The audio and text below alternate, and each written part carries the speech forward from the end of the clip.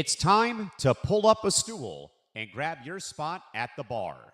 The stadiums are dark, the scoreboards are off, and the final whistle has long since blown. But in here, the lights stay on. Welcome to the ETB Lounge on the Empty the Bench Network. This is your official post-game nightcap, where we break down the biggest hits, pour one out for the heartbreaks, and dive into the stories that linger long after the clock hits zero. Whether you're here for sharp analysis or one last round of sports talk with the best fans in the game, you've come to the right place. The games are over, and the conversation is just getting started.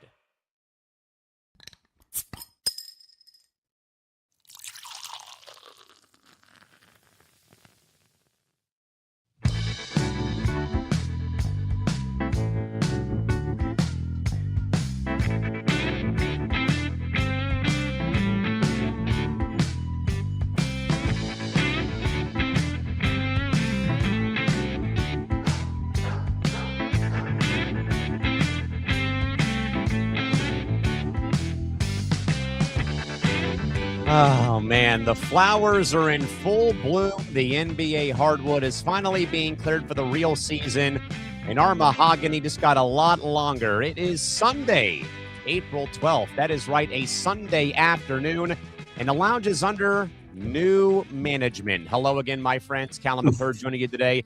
And no, folks, you are not seeing things, and no, we did not leave our cameras running by accident today. But starting on this Sunday, April 12th, we've officially shifted gears as now the ETB Lounge is your 3-hour Sunday residency. A little bit earlier today, though, but starting every week next week from 8 p.m. to 11 p.m. Eastern, 5 to 8 p.m. Pacific time. We realized that doing two shows in the comedy of errors in the sports world is way too fast for two different programs. So we have now expanded our bar, and we are, again, not drinking alone today, as we are now thrilled to announce that the man himself, Nick DiMartino, is now officially behind the bar with us every single week as our co-host now, and this becomes the perfect online home for the prestige of the trophies and the absolute chaos of blunders. And speaking of prestige, we're also currently watching what's going on in Augusta, Georgia, as Rory McIlroy tries to avoid a career-defining 6-shot blown lead here on this Sunday. But while the birds are chirping in Georgia, the buzzer is finally sounding on the NBA regular season. Today's word, the music will finally stop. We have high-stakes finales across the mat, determining who gets a week off and who has to fight tooth and nail for their lives in the NBA play-in tournament. As part of our new format, we also will be having Nick DiMartino in hour 2 going all in about Ichiro's broken statue and what Stu Gotts is already and Stu Gotts already printing a contract for Diana Rossini if things do go south over at the Athletic. But also plenty of baseball, plenty of follow-up in the NBA regular season, and pouring one out for the teams whose seasons ended today. We are now open, folks, for a full 3 hours at the bar today with myself and DiMartino is Nick Morganson and Christy Wilson. Panel, we're giving out a green jacket today. The NBA bracket is being set, and now we're open for 3 hours of pure, unadulterated madness and chaos starting today. Nick DiMartino, welcome back behind the bar, my friend. How's it going today? Great to see you. Oh, thank you. I mean, we could also say you're behind the bar with me. Exactly. I don't know which one of us is like whatever you want to call it, exactly. Or the bar back. I don't know how I don't know how it works exactly. It's that California education that's being involved in this. Exactly. The California education. Yeah. Well, I'm doing all right. These New York baseball, I'm doing a little better than the local baseball teams. I mean, we can get into that a little later, but the Mets right now. Well, look, the Mets are terrible, and that's bad. But at least the Yankees suck too, so we don't have to suck alone. I get a little bit of joy out of this, just a little bit. And I think the way the Yankees wound up losing on Saturday was even worse, I think, with how they couldn't make a play at first base on a grounder hit in the infield. Yeah, if Jazz Chisholm makes that play, I think actually the Yankees at least saved the game at that point. I think was tied. They would have gone to extra innings. Right. Right. They would have at least stayed in the game. Yeah. You don't have to remind me how bad of a player Jazz Chisholm is. We already. Well, I'm sure I don't, but. As all the New York broadcasters keep saying, Chaz Chisholm. Yeah. Okay. You didn't concoct that joke on your own accord. I know for a fact. No, I'm saying a lot of people are, a lot of broadcasters are accidentally calling him Chaz Chisholm. That's like That's a real thing. What's his name? Drewski mispronounced Jackson Smith and Jigba's name during the awards. Yeah, now. yes, Oh yeah, that was awful. That was a nightmare. Accidentally saying the N-word. Yeah, pretty much. Yeah, The N name. yeah. I mean, It's it is called his, by his hard, initials. his name is hard to pronounce, but I mean, it's easy. It's hard. No, it's not hard to pronounce. It's hard to sound out. Njigba is an easy thing to say. true. It's just that when you read it, and people often don't know, like, oh, when And if you read the it too name fast, it might sound like something it's not supposed to sound like. Correct. Nick Morgeson, how are you doing today? Wait, Thanks for being can here. we plug everything? Yeah, We're going to in just a second. Yeah. let's. Well, you want me to answer the question? You want to do the social? Do the social first, and then I'll tell you. All right. Well, we can do that as we bring Christy Wilson back in as well. Again, you can follow us, folks, on social media. We are at the ETB Lounge and, of course, at ETB Network. And more importantly, please go and subscribe today at youtube.com/ETB Network. Again, like and subscribe. We've had a great week of coverage while Nick Morgeson just got back from vacation over the course of the past couple days. But again, we're still hitting the ground running towards those 4,000 watch hours, getting ever so closer to 1,100 subscribers. So again, like and subscribe over at youtube.com/ETB Network. All right, Mr. Morgeson, great to see you. Welcome back after the vacation. How you doing today? Was it really a vacation? That's debatable. Yes, it was. No, I was in Disney, the greatest place on earth, or the greatest money sucker on earth, whatever you want to refer to it. I walked about 60,000 steps in 4 days. So I feel like I ran the marathon, even though I didn't. My sister-in-law was a bitch, but that's a different issue. She's not watching. No, I don't like her anyway. But I went on a lot of different rides with my niece and nephew who are 7 and 5. So they're the perfect Disney age right now. Like they're in their Disney prime, unlike us who are like in their 30s. You know, but there is a trend now of Disney adults. Yes, there is. I'm one of them. Hello. I sure hope not. I always look at Disney adults and I'm like, what? Why? Well, I'm not entitled like a lot of them act. I go there for a good time. I don't go there to be an a-hole. Right. But you would go to Disneyland, not Disney World. Yeah, I have been to Florida though. I went 5 years ago. It was great. There was a ton of a-holes there, no pun intended. Right. But my mom and dad had to ride scooters. Let's put it this way. My mom and dad had scooters. My niece and nephew had the stroller. So I basically had to walk on my own accord with no help whatsoever. And it rained the whole time you were there. And it rained the whole time. Oh, no. What? Damn it. I'm like, great. And it was that's pouring. the problem. That's the problem with Florida. Florida's weather is very moody. No, but this is the worst. Like I've gone to Disney, and this is a humble brag, not a brag. We've done Disney for over 20 years. My family, and we've never had this much rain going down to Disney. One time, when I was a kid, we went to Florida for vacation, and it rained the entire time we were there. But the day we were leaving was when it stopped raining. That was it. No. On Friday morning, that's when it was 75 degrees, and it didn't rain a drop. Yeah. Damn. I thought you were going to say you went to Florida and you lost all your money gambling, but no, I've never gambled. No, I've never gambled in Florida before. No, I've only ever gambled in New York, New Jersey, Connecticut, and Vegas. Those are the only, well, Nevada, you could say, like the only four. Those are the only 4 states I've ever gambled. That's in. fair. I need to go to Vegas again soon. Anyway, I conquered my fears of certain rides because I'm totally afraid of heights. Yes, most people know that about me. I went on Tower of Terror for the first time in my life. Yes. And the only reason I went on Tower of Terror is because my 7-year-old nephew wanted to go on Tower of Terror. Oh, okay. And I was like, he wanted to find out what that was all about. So, as advertised, did you do Space Mountain? I did Space Mountain. It's no longer called. Thunder Mountain is under construction, so it's not available. They've been refurbing it for a while, so. And then what do they call Splash Mountain? Tiana's whatever. Tiana's Bayou Adventure. Splash Mountain anymore? Oh, no. They don't call it Splash Mountain. It's called Tiana's Adventure or whatever they call it. Tiana's Bayou Adventure. And yes, I took a major splash to the face coming Oh, down. yeah. I'm gonna take a sound bite of that, of you just saying I took a major splash to the face. It was bad. But funny part, Diana Rossini? Hello. Just leave. I have plenty to say about that later. Yes.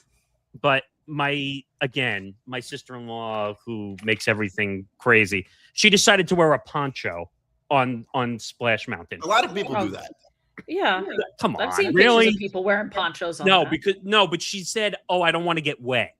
Oh, You're gonna get wet why do either you way. go on a water ride when the whole premise is to get Yeah, wet? that's the thing I don't get about the poncho. Come It's like, on. why are you doing a water ride? Clown show, clown show, clown show, clown show. So, of course, my nephew likes to sit in the front car of every ride. So Wants to see everything. we end up sitting on the front car of Splash Mountain. So we're obviously going to get the big splash when it goes down every single time. Every time. It felt like a tidal wave hitting me in the face. Oh, geez. What else? Oh, and this is just a me thing. I don't like going to food places where they just put the food down in front of you and you can't order food. I don't like those. In Florida, they have those places now where you go and they have a set menu and they put food down on the table, like family style. And you don't order the food? You don't order the food. No. That's a thing at Disney? So in Toy Story first I've heard of Land, in which park is it? Is it Hollywood Studios? Yes. They have a barbecue place. I can't remember the name of it. It's all family style. You don't order any food. They just bring it out on the table. Wow.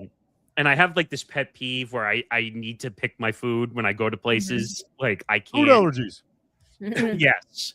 And then we went to the Darn what was food the allergies. what was the other place you said, Callan? The Thanksgiving place. Oh, the Liberty Tree Tavern.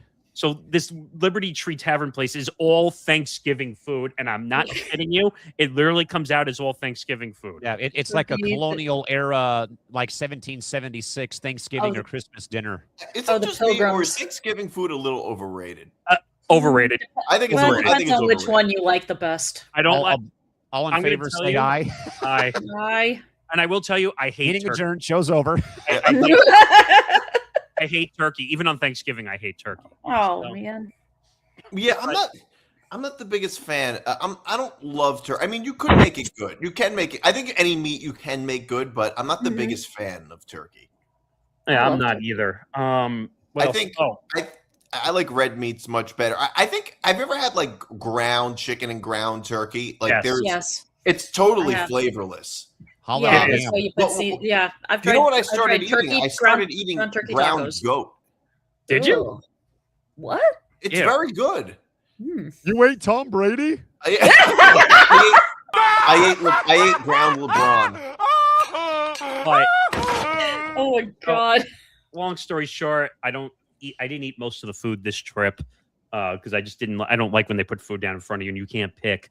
Right. Where did we go? Oh, I also went on Guardians of the Galaxy. I went on that, Cosmic Rewind. and Oh I'm my like, God. again, I'm going on this ride because my 7-year-old nephew is a daredevil and will ride anything. Jeez. But what they don't tell you is when you're looking down in the ride that it looks like you're falling off the track every single time. The way it looks when you're on the inside, This should Of come course. with a warning. that was scary. But again, Tower of Terror, I actually liked it, believe it or not, even though I'm afraid of heights.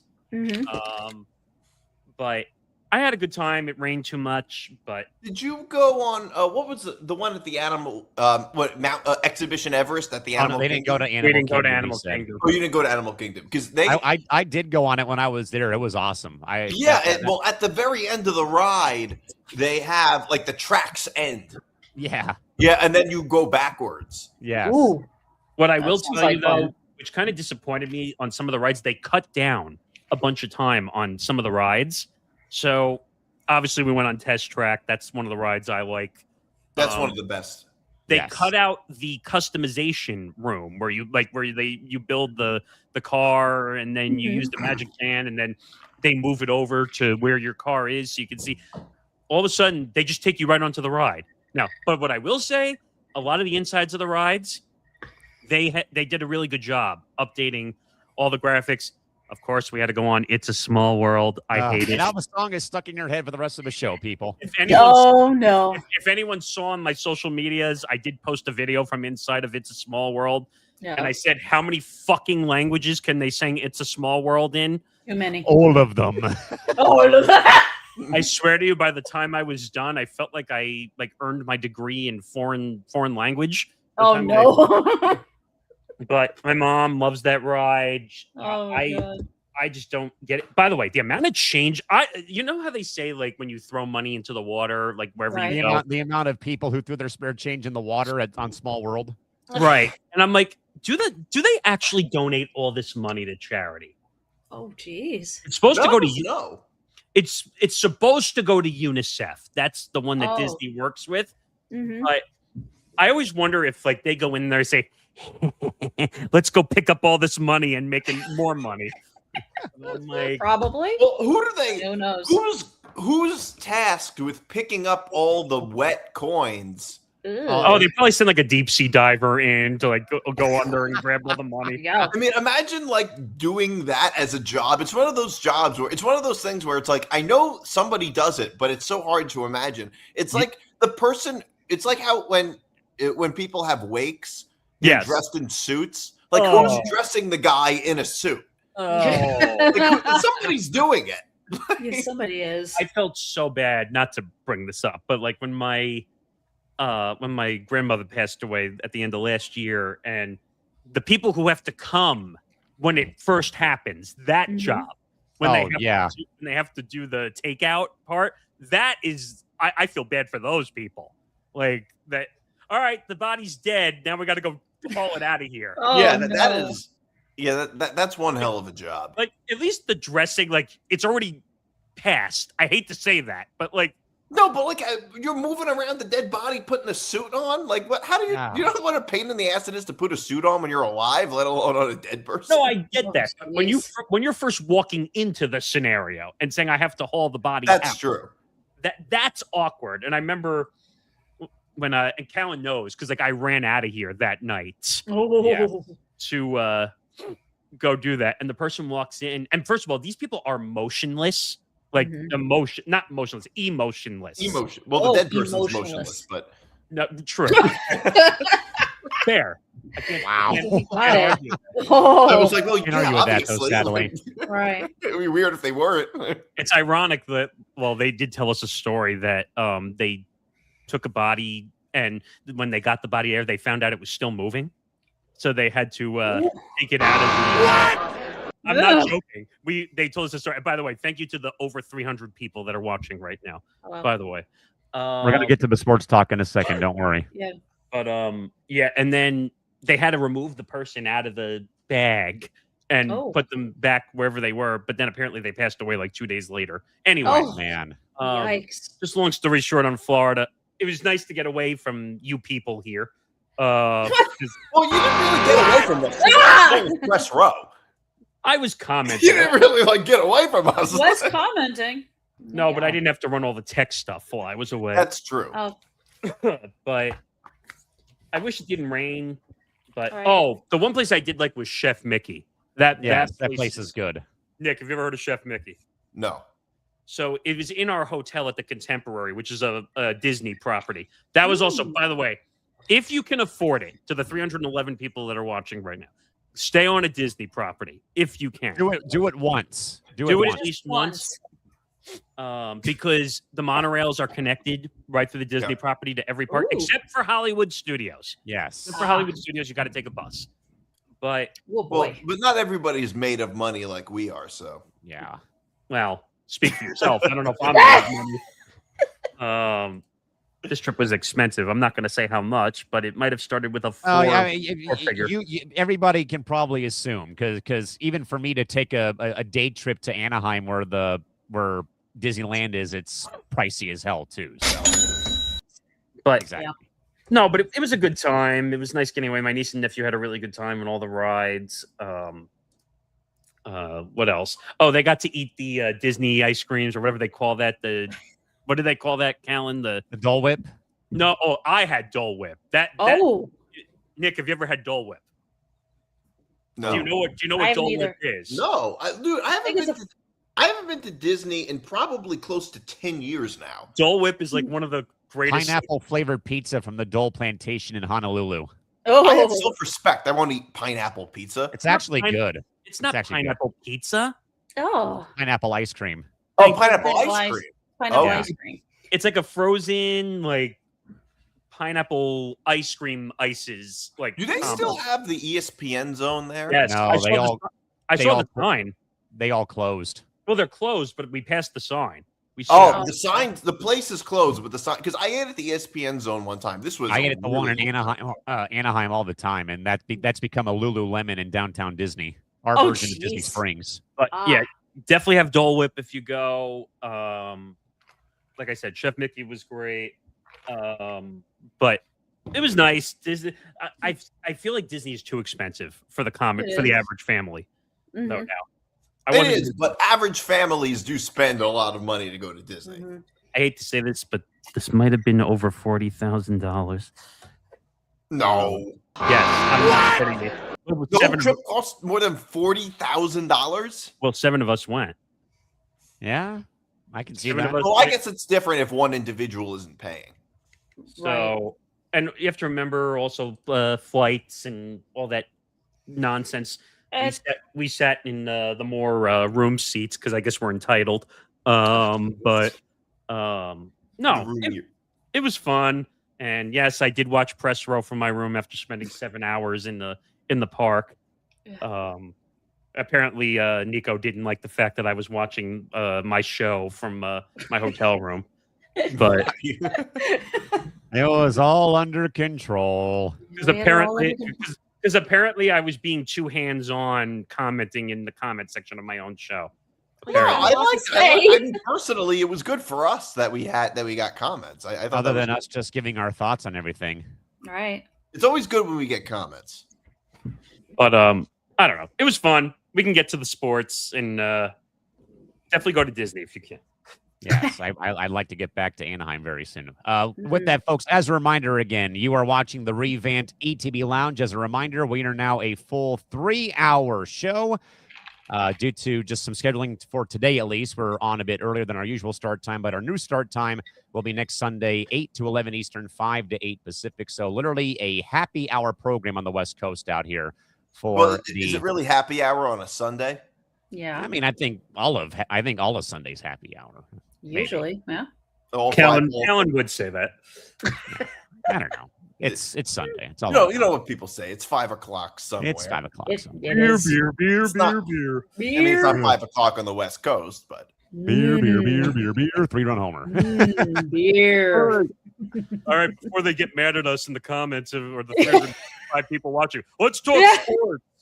Well, Let's do it. I guess we'll kick things off though, guys, with the current coverage of the Masters and a near utter disaster for Rory McIlroy. They're still playing though right now in Augusta here on Sunday, with right now McIlroy holding a 2-shot lead over Cameron Young, who was leading this thing. They're in the final pairing right now, as is Justin Rose.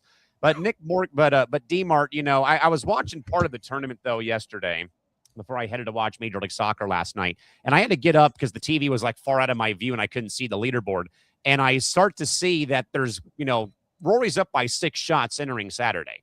And then gradually, though, almost in typical fashion, Rory McIlroy lets the field come right back onto his heels. And by the end of the day, he's tied for first entering the day. And it got to the point where I think I even saw a stat. If he was to somehow lose this tournament in some weird way, the 6-shot lead he had would be the worst lead lost to lose the Masters in the tournament's history. But now, though, DiMar, with them perhaps looking at maybe another green jacket, what probably would be more career-defining for McIlroy, another green jacket or him being remembered for another collapse or a choke job at a major tournament like today right now, if in fact things go sideways? all right. Well, I don't know a ton about golf. I'm not big on golf, but I think a collapse would probably be more defining to his legacy, because collapses generally are more defining to legacies than extra success unless it's like you're like, let's put it this way. If Chris Paul wins a ring, that is a huge deal for his legacy. But if let's take somebody like LeBron. If LeBron were to win a 5th ring, it would mean something to his legacy. But if he were to have like an epic collapse, like against Dallas in 2011, that would be much more like there would be a much greater impact to his legacy than if he were to win a 5th ring. So I think a collapse would probably be a bigger impact. I think it's fair. And Christy, I think that DiMart is right, though, that, every big name athlete is underneath that legacy microscope, like DiMart said about, what if LeBron wins one in 2011 when he first goes to Miami? What if Kobe wins one more if the Lakers four-peat in 2000 through 2004 when they won those, 3 straight titles and they go back to the finals and lose to Detroit? That legacy is such a big thing. And I also, Christy, think, though, because of what both DiMart and Morganson and I have talked about on press row involving the Tiger Woods cloud looming over the Masters because of another rollover crash. Him now apparently reports is in Switzerland for his rehab right now when it comes to that now we have to look for that new face of golf. I think Nick D and I talked about that on Wednesday. Like, who's the new poster boy for the PGA Tour? Is it Scheffler? Is it Rory? Is it Justin Rose? Is it this? Is it that? And and I'm sitting at the Peach Joint I was at yesterday, watching Rory implode and watching today while I was watching the Padre game today. Like, this guy just cannot figure it out come day 3, come day 4. And again, if he blows this somehow and he loses, the 6-shot lead is the most or biggest, deficit overcome by somebody to win the Masters. But then you also have that looming perspective. If he goes back to back and wins both of them, we're talking about a whole different, legacy debate, though, involving Rory McIlroy, though, where if you go the other way, though, you're talking about a guy who never could win the big one, let alone finish off the job. So, Christy, what would be more defining, though, for Rory McIlroy's legacy, though? Back-to-back Masters champion, or yet again, Rory shooting himself in the foot and blowing a massive lead, though, day 3, day 4 of a tournament like the Masters? It would probably be shooting himself in the foot because he's one of those golfers, no matter how talented he is, for some reason on a huge stage, he just collapses. For some reason, I don't get it with him. I really don't. And I wonder, Morganson, how much of it is a mental thing, because I think, though, when especially like an individual sport, I think you might agree with me a bit, though, golf and tennis are probably the 2 toughest sports to play in a way because you're by yourself. You've got a caddy, you've got a coach sitting 15 rows up in the stands for tennis, and it's just you and the opposition, or you and the whole leaderboard in golf, or you versus the whole bracket when it comes down to tennis.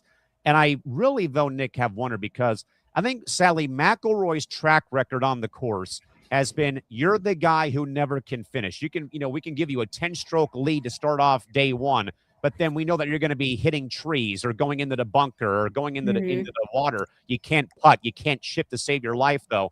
But now you have that perspective right now, or maybe that, fork in the road, though, for the legacy debate, I'd say, though, Nick. If he wins today, though, after, again, the very bad round 3, bad round 4, we're talking about, hey, back-to-back Masters champion, no one can touch him, versus now he's the guy who blew a 6-shot lead. It's a record for Augusta National when it's come to the Masters. So, Morganson, what would be more of a career-defining legacy moment here for McIlroy? Back-to-back green jackets, or another implosion in typical fashion for McIlroy? Well, I think the career accolade was him winning the Grand Slam, which was eluding him for years. He's won 5. Has he? 5 majors. Oh, but he's won. He finally won the career Grand Slam, which was eluding him for. Correct. When he won the Masters. But we already know Rory has a career of choking when it comes down to the big moments. So would that be a shocker to me? No, I think it's obviously would be more career defining if he won the Masters again for a second time, because I would say the Masters is the most prestigious major out of the 4 or 5. I think it's 5. I don't know golf as well. Yeah, I would say it's like the U.S. Open of golf. Yeah, right. But I would say the Masters is bigger than the U.S. Open when it comes to golf because of the prestige and all the rules and all the media and it's a legendary event. All the fancy schmancy BS that we have to go through that tournament. But Rory is known for choking. So if he were to choke, it wouldn't be a shocker to me because he's come close many times. He's had a lot of runner-ups because he couldn't finish. But here's the question that I have, though. Is it a little absurd that hurts him? Because it also, it's better to, get there and almost win than it is to not even get there at all. It's like losing in the finals.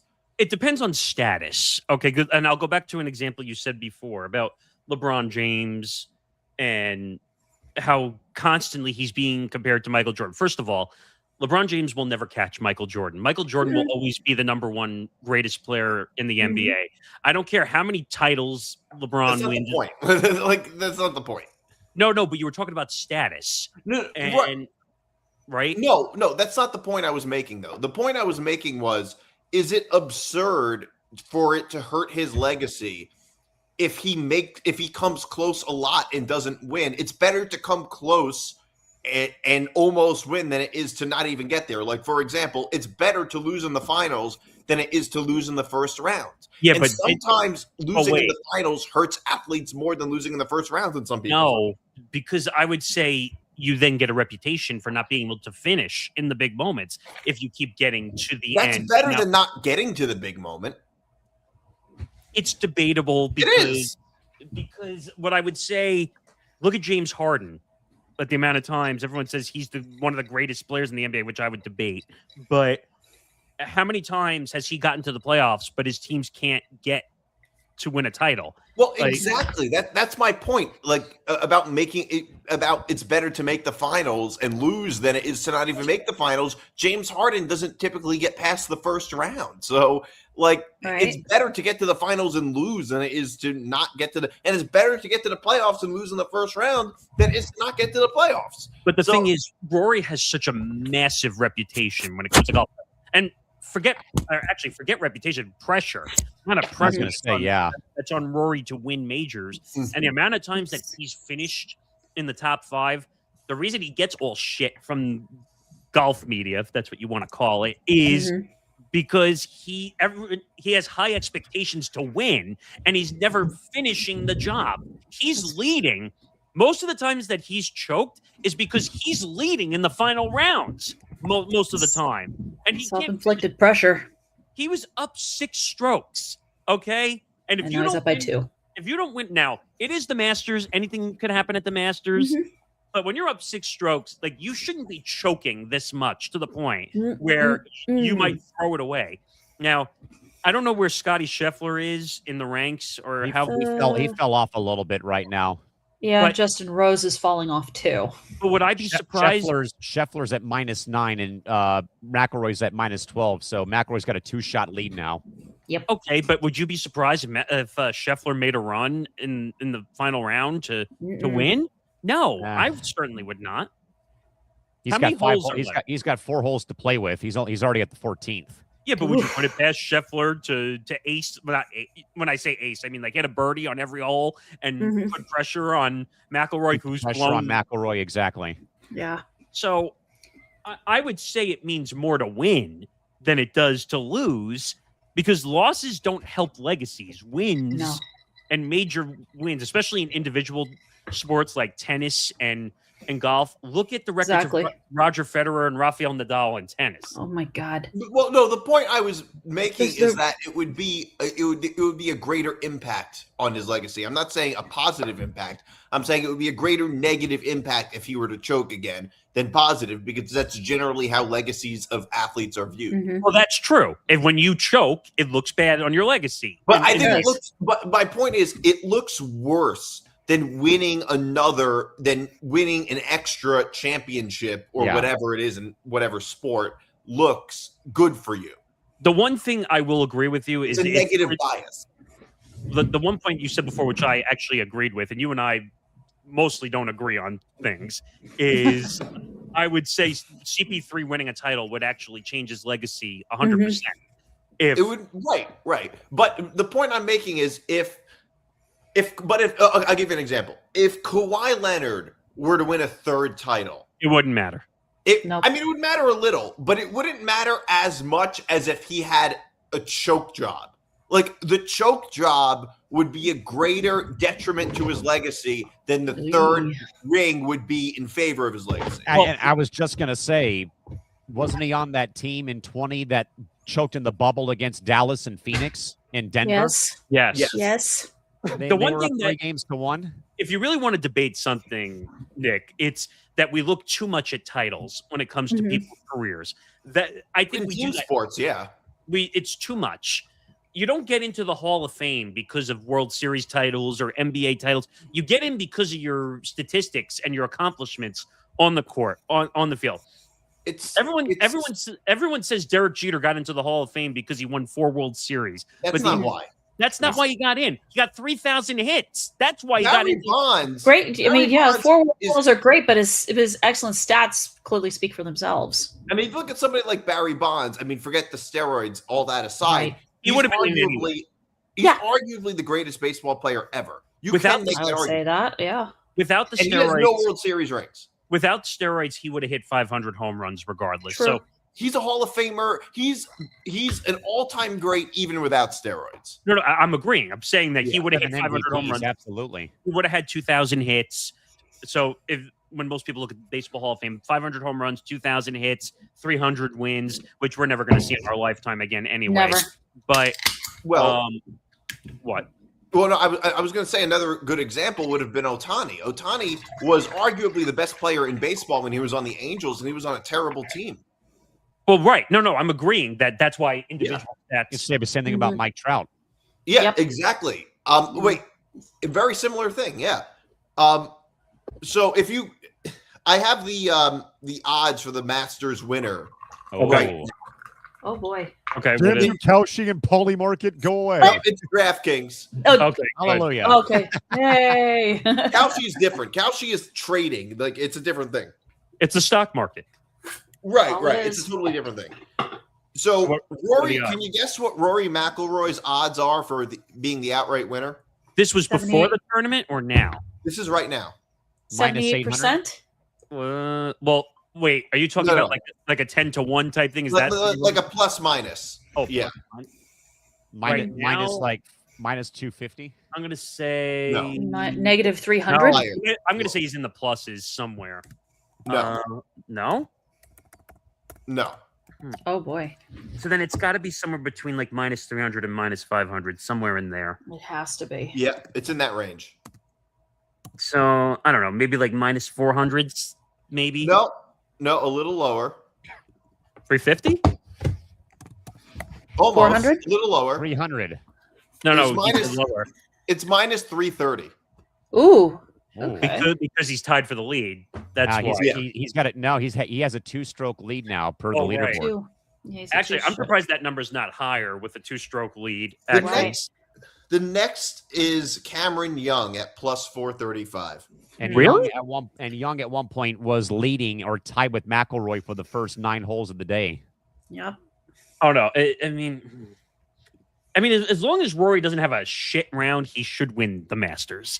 I mean, It's definitely looking like he's holding on to that 2-stroke lead. He's on 12, as is Young. We'll keep an eye on the Masters as it goes on through the end of our program here this afternoon. Yeah. Guys, we'll go from all things golf, all things baseball, about 15 games into the long haul season. Any surprises or any teams letting you guys down today? For those wondering, by the way, for the American League right now, your division leaders are Baltimore, Cleveland, and the Oaklamento Athletics, who lead the AL West. A lot in the National League, Atlanta, Pittsburgh, and, of course, the LA Dodgers all lead the top spots right now in the National League. So, Mr. DiMartino, through 15 games, who is your surprise and maybe your disappointing teams right now after the first 15 games in the baseball season? My biggest disappointment is the Mets right now. yeah, I could have told you that. I mean, look, the Yankees are right up there too. I mean, I'm just a Met fan. I guess that's the only part that I really. The only Yikes. thing I really That like scared me, about sorry. baseball season this year is that the Yankees are losing. That's the only thing I like. That's going. They're tied for first place in the division. Let's They not just lost 4 in a row. Okay, and they're still tied for first in the division. They got swept by the Rays, but the Mets, it's way worse. The Mets got swept by a homeless team in their own stadium. Jeez. I mean, that's as embarrassing as it gets. Lindor has been absolutely awful. He's not just bad, like in terms of batting average. He's bad in terms of just mental errors. Like if you watch these games, the mistakes that he's making, I don't know if you saw him get thrown out stealing today. Oh, I did. He was like, he wasn't even remotely close. I've never seen that before. He's just been awful. And he's supposed to be the captain of the team. The Mets right now can't even give away tickets. Did you guys see this? I did see No. that. Oh, did you see they had to move a game due to temperature? Like, because it was too cold, apparently. Oh. What? You didn't see that? What? He did. What he said. Oh, did you see what? So the Mets had a free ticket giveaway that was fully subscribed within hours. Oh my God. And he said, and Steve Cohen says, guess the percentage of no-shows from the ticket offer. Then his All of next them. tweet, he says, the answer is 58%.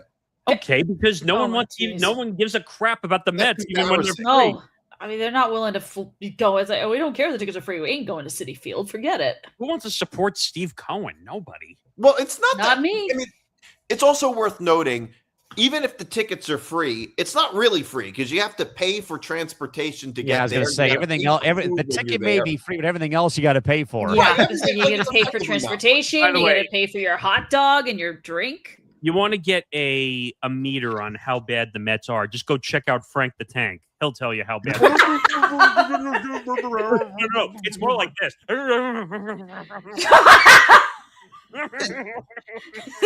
Does he literally chew his shirt while he's doing And by the way, fuck you, Frank the Tank. he does that? I hope your Mets lose 130 games. And the Devils didn't make the Stanley Cup playoffs either. No! Good. Good. And look at the Frank- teams that the Mets have Excuse played. me. Look at the teams that the Mets have played so far. They've been like they have. It's not even like they're playing like these great. They're Yeah, they playing opened these up with awesome Pittsburgh. schedules. Have you Yeah, noticed? A's home. were crying out loud and losing 1-0. Have you noticed that it's been very interleague so far? Mhm. Start the Yeah. season, like Yeah. very. I don't Like know the if they're- Red, like the Red Sox played the Cardinals today. So And they played the there's that. Padres last weekend to open up their home schedule. Mhm. the Yankees They played the Giants and the Marlins to start off their schedule. Figure that one out. Oh, a rematch of the 03 World Series. Yay. Yeah, and by the way, go fuck yourself, Netflix. I'm not watching baseball on you. And yes, Nick, I couldn't get in- I did protest, even though I have Netflix. I refused to watch. You didn't watch even though you have Netflix. I didn't watch pro- either. yes, because I so wanted to see Bert Kreischer be on an MLB Bert broadcast, Kreischer. Oh God, Oh, gosh. that and bad. I needed to see Jameis Winston talk about baseball. And L. Duncan make that stupid joke about crab legs. You I God. think. Do people know that Jameis Winston played baseball in college? Yeah, he I did. He did. played at Florida I State. I didn't. I just knew he played A football. lot I of didn't people. know I think people forget that.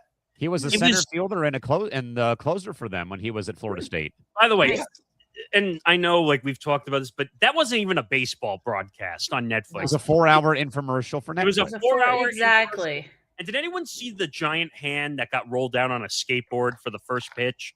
Oh, God. Also, Yes. like, really? And they didn't even show it. They even had a couple of WWE guys from San Francisco the actually be Usos. at the game. The The Uso Usos, brothers. because they're both from San Francisco. So there's that. I mean, we're going to see baseball in a lockout for about 2 years coming up Yeah, December pretty 1st. much. Yeah, so enjoy It's it gonna while suck. it lasts. Enjoy it while you Yeah, can. exactly. I can't wait to see what Exactly. hitting for the cycle does for a whole year. Oh Oh, no! I feel cross so that- bad for those guys. Oh my So- God. We'll cross that bridge when we get there. Hitting for the Right, lockout, exactly. you could call it. Yeah, there we go. Hitting for the I lockout. like it. Oh man. Wow. Any Maybe that's surpri- going to be a big part of the news cycle. It's like baseball's locked out, and the local baseball podcast can't. Just don't call it Recording. Santa Maria. Santa Maria. That's Another reference that no There you one's go. gonna get. Only we get that. Yeah. Sorry, Oh, I have man. to make DMARC, any surprising teams that may have caught your eye so far through the first 15 games for the baseball season, away from the Mets being god awful? I mean, I don't know, but I'm trying. Like looking at the standings, it's like nobody really blows me away in terms of how good they've been. I mean, the Dodgers, but it's not surprising. Yeah, but Honestly, I know this seems kind of lazy, but the one team that surprises me a little bit is the A's. The fact that they have a winning record. Well, I mean, if there's any team that's surprising, it's only 8-7, but it's not. That's not. Did you think they'd have a winning record? 15 actually, games in? Irony, they're the only above 500 record in their division. Yeah, exactly. That's a little bit Crazy. surprising. Yeah. I mean, that division sucks Is so bad. I mean, including the Mariners, who apparently broke a bat before they even got to a game. Oh, we'll have more about that with DiMart in control an hour two coming up. Christy, how about you? Surprising and disappointing teams in baseball to the first 15 games. Well, one is the Red Sox at 5-9, even though they beat the Cardinals 9-3 today. But in terms of surprises, this guy stinks. thank you. Sell the team, John Henry. Hey, wait, isn't that the same ownership group that LeBron is a part of? Yes, Fenway Sports. Yeah. I don't even know what ownership is anymore because I don't No. Everyone owns anything, including gambling. Right. I mean, Magic Johnson is part of the Guggenheim Group, and he owns the Dodgers and the LA Sparks. And the Commanders. And the Commanders got his hand in the cookie jar in a lot of different sports here. LAFC. I'm trying to see if anything else really stands out to me because I'm looking at the standings. But other than that, in terms of any surprising team, I mean, the Giants. If I had to pick the Braves, maybe? I don't know. The Braves are 9-6. After a down year. Yeah, the Braves are 9-6. I mean, the Mets being 7-9, but that doesn't really surprise me. Nope. Actually, the Cubs being 7-8 was a little surprising. That is surprising. They the brought Pirates in at 9-6. Oh God. I mean, and that was with oh my God, why am I forgetting? Skeens having a horrible outing on opening day against the Mets. I guess you know what? That's the most surprising thing, actually. If you want to get really going to say that was my pick. The most surprised team's got to be Pittsburgh. What? We need to blame O'Neal Cruz partially for that outing. It's all his fault. Well, when you said surprising teams, I thought you meant like surprising in a good way, and there really isn't a great answer to that. No, there isn't. No, the Cubs are really the shocker one, being 7-8, considering they spent quite a bit of money. Oh yeah, they went They got nuts on free Bregman. agency. They spent a lot of money in free agency. They took Bregman from my Red Sox. Damn it! I mean, the Guardians being 9-6 after a shit year last year. That's surprising. The What about the AL Marlins, by the way? How about Miami being 8-8 right now, or whatever it might be? I mean, they're just they're not going to go anywhere. They're just going to be the rebuild team every single year. It's 03 all over again. They're just going to fire sale every year. 9-7 for the Diamondbacks. I mean, they've been littered with pitching injuries, though, again, for the second year in a row from what I've seen out here.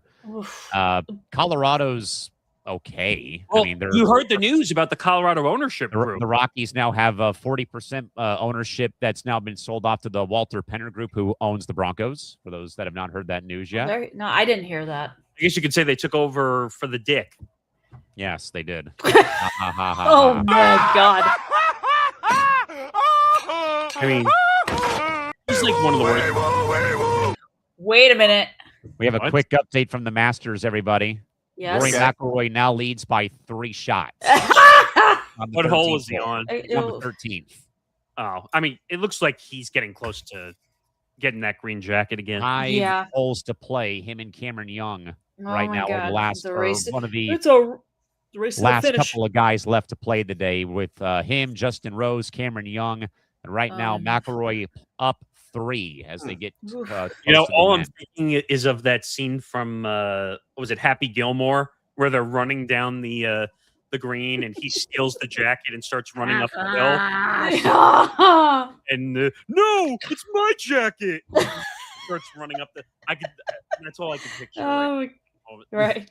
No, and here's another one. The Blue Jays are 6-9. I'm like, weren't you wanna guys talk in the about World Series? About a World Series hangover? Holy There you mackerel. go. There's a lot of negative surprises, but there's not a whole lot of positive surprises. No, there isn't a lot of positive surprises. You know what? It would just be, I think it would be more of a surprise if the Dodgers didn't win again. That's probably going to be the surprise. That would be so I, nice. I don't think it would be that much of a surprise, though. It's not like they were dominant last year. They were an inch away from losing. So I think this is a They quicker were? start for them this year than it was last year. though. No. That's true. That's true. I'm just saying I wouldn't be shocked if they were. I would be a little more surprised now based on how good they've been so far. But going Right, into the season, it didn't feel like a lock or anything. Yeah, I You mean, realize No.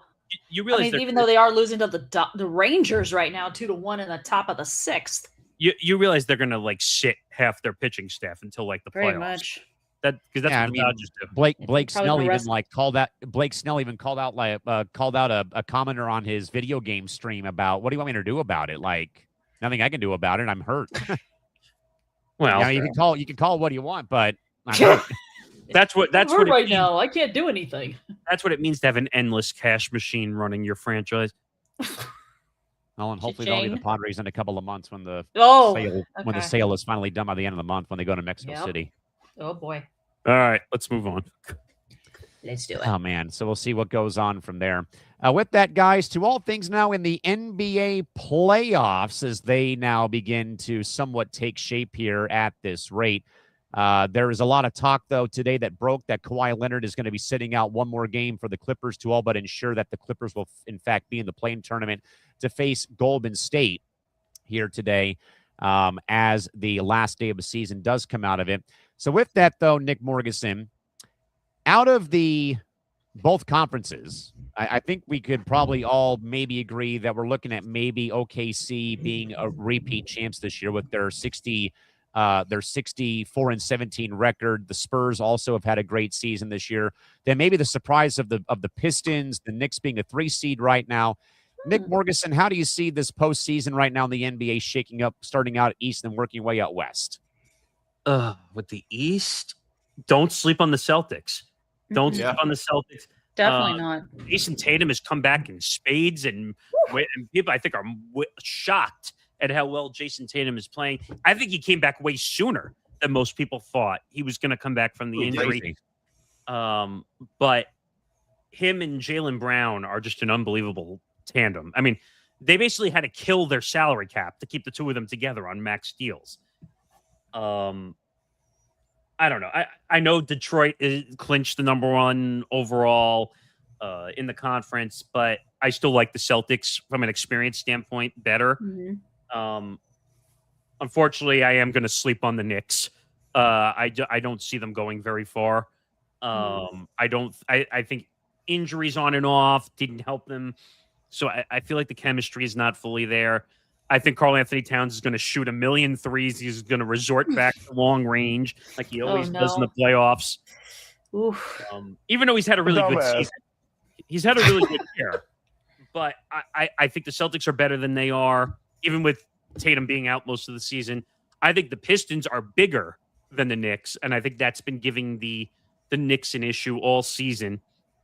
But once you get past the top 3 seeds, I don't love Cleveland.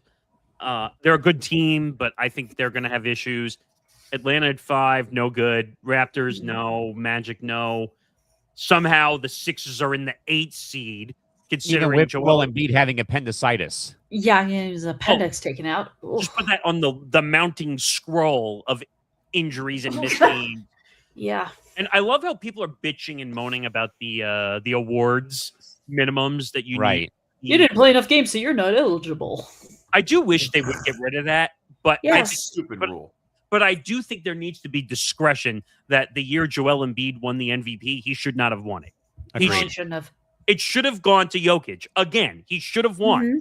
But because of this dumb voter fatigue nonsense, we don't want to give him the award. But I would look at the top 3 seeds: Detroit, Boston, and New York as the potentials on the East. On the West, there's more teams. The West is more wide open. OKC is dominant, but they've had injuries Yes. all year. And I'm forgetting because they have 2 Jalen's. Who was the one that Jalen that Williams? is it Jay Williams, the one who got hurt, and he's been out most of the I season? believe so, yeah. He's a really good player. If he's healthy, what'd you say, Nick? Yeah, I think J-Dub. Yeah, J-Dub. That's it. And if he's But healthy, he was What? injured for much of the season. Yeah, if he's healthy, they're going to make a dominant run. They're not going to have a problem. If he's not healthy, then I think the Spurs are going to make a run. I mean, Wemby, absolute resurgence after the blood clot from last year, shutting him down. He's not going to win the MVP, but he definitely should get some MVP votes. Mhm. I don't know who's the MVP is going to be on for this year. It's crazy. It's been unpredictable on that. But just look at the rest. So OKC and San Antonio are like a distant 1-2. I would Right. say. I agree. They're by leaps and bounds. They Absolutely. got. I mean, Yeah. there's a 9 to 11 game difference between the Spurs and the Nuggets in the standings. The Nuggets are great. Jokic is great. I just don't think they're healthy enough to make a run from the 3 seed. The Lakers have no shot. Sorry. Even though they're a 4 seed, LeBron Right. James is not carrying this team to the finish line. Not with Mhm. Doncic and Reeves missing significant time and maybe missing part of the Well, part I of that think first Reeves is round. Oh, yeah. We don't even know if they're gonna be back. Yeah. I think Reeves is done for the year. I think Yeah. Luca His injury what sounds if bad Luka enough. He's gets going to be his- out. What if What? Luca gets his treatment in Europe? First of all, when they say that first of all, I call that the Kobe Bryant treatment. Yeah, in when Europe. he got the plasma plate injection in Germany, yes. Oh, yeah. Yeah. And it did work for Kobe. I'll give him that. But usually, when you have to go get an experimental procedure, that's usually not a good thing. Mm-mm. Usually, but I would say No, but Reeves- what were you well, gonna say? it's not a good thing because it means you're in a bad condition. But that experimental treatment can really work if they don't allow it here. Right. That it's probably a bit more potent. That's the reason why. Right. By the way, looking at the odds, Oklahoma City on DraftKings is barely even in the plus category. They're only plus Ooh. 120 to win it all. I mean, they're Wow. way above everybody else. The Spurs are plus 500. The Celtics are plus 550. So the Celtics are actually barely behind the Spurs in third place. Right. That- No, I get and- that. Like I said, the and- West is more wide open when you look at it. Mhm. And Um, surprisingly enough, the Pistons are the fourth, according to DraftKings, most likely team to win the finals, despite being the 1 seed. Ooh. Which let me guess. They're going to say OKC is obviously going to be 1. they're plus 120. Oh, geez. They're plus 120. They're plus 120. Damn. How are they not a minus? I would think they're a runaway favorite To win the title, right? to win the title, they're plus 1. Teams are almost at this point in the season, teams are never minus.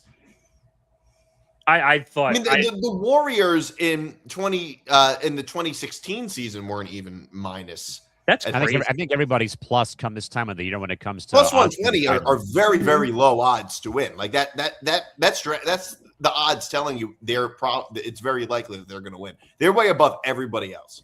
God, I would take OKC at plus 120 right now. That's like free money almost. Like, but just looking at the rest of the West, the Rockets at 5. They're a good team, but they're too young. KD Except for Durant. and Durant is not clutch whatsoever, so I can already throw them Right. away. The Timberwolves, great team. It would just help if their star would not go to the bathroom before the game and get and forget.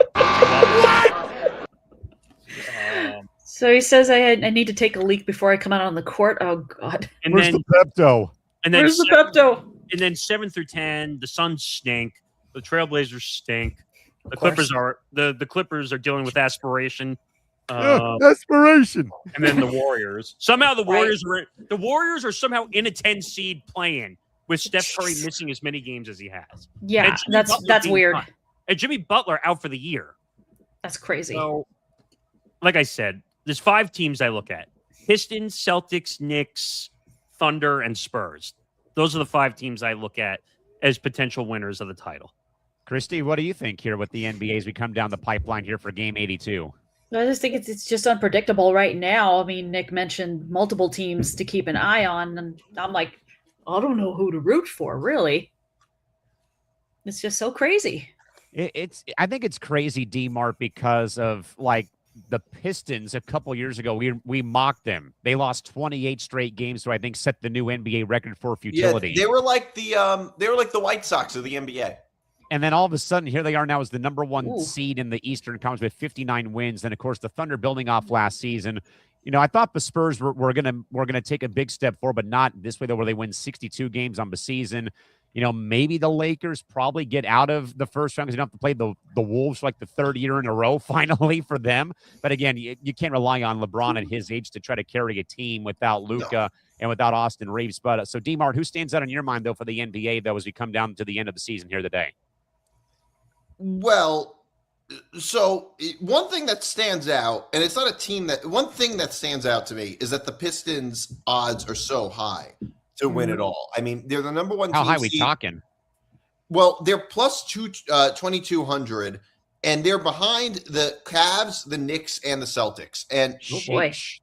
And the way, I mean, that has a lot to do with experience. If I'm picking any team to come out of the East, I'm going to pick the Celtics again. I don't think it's going to happen. The Magic is not going to happen again this year with the Knicks beating the Celtics. I don't think that's very likely. But I think that if the Knicks were to play the Pistons, it wouldn't surprise me at all. I think the Pistons would beat them. The Pistons beat them every time they played this season. And the Pistons last season were a year younger, and which I think makes a very big difference for this type of roster. And, you know, the Knicks won in 6 games, but it was a very close 6 games. If a few things go a little different, the Pistons win that series. Now the Pistons have home court over the Knicks and are one of the best home teams in the NBA this year. Yeah.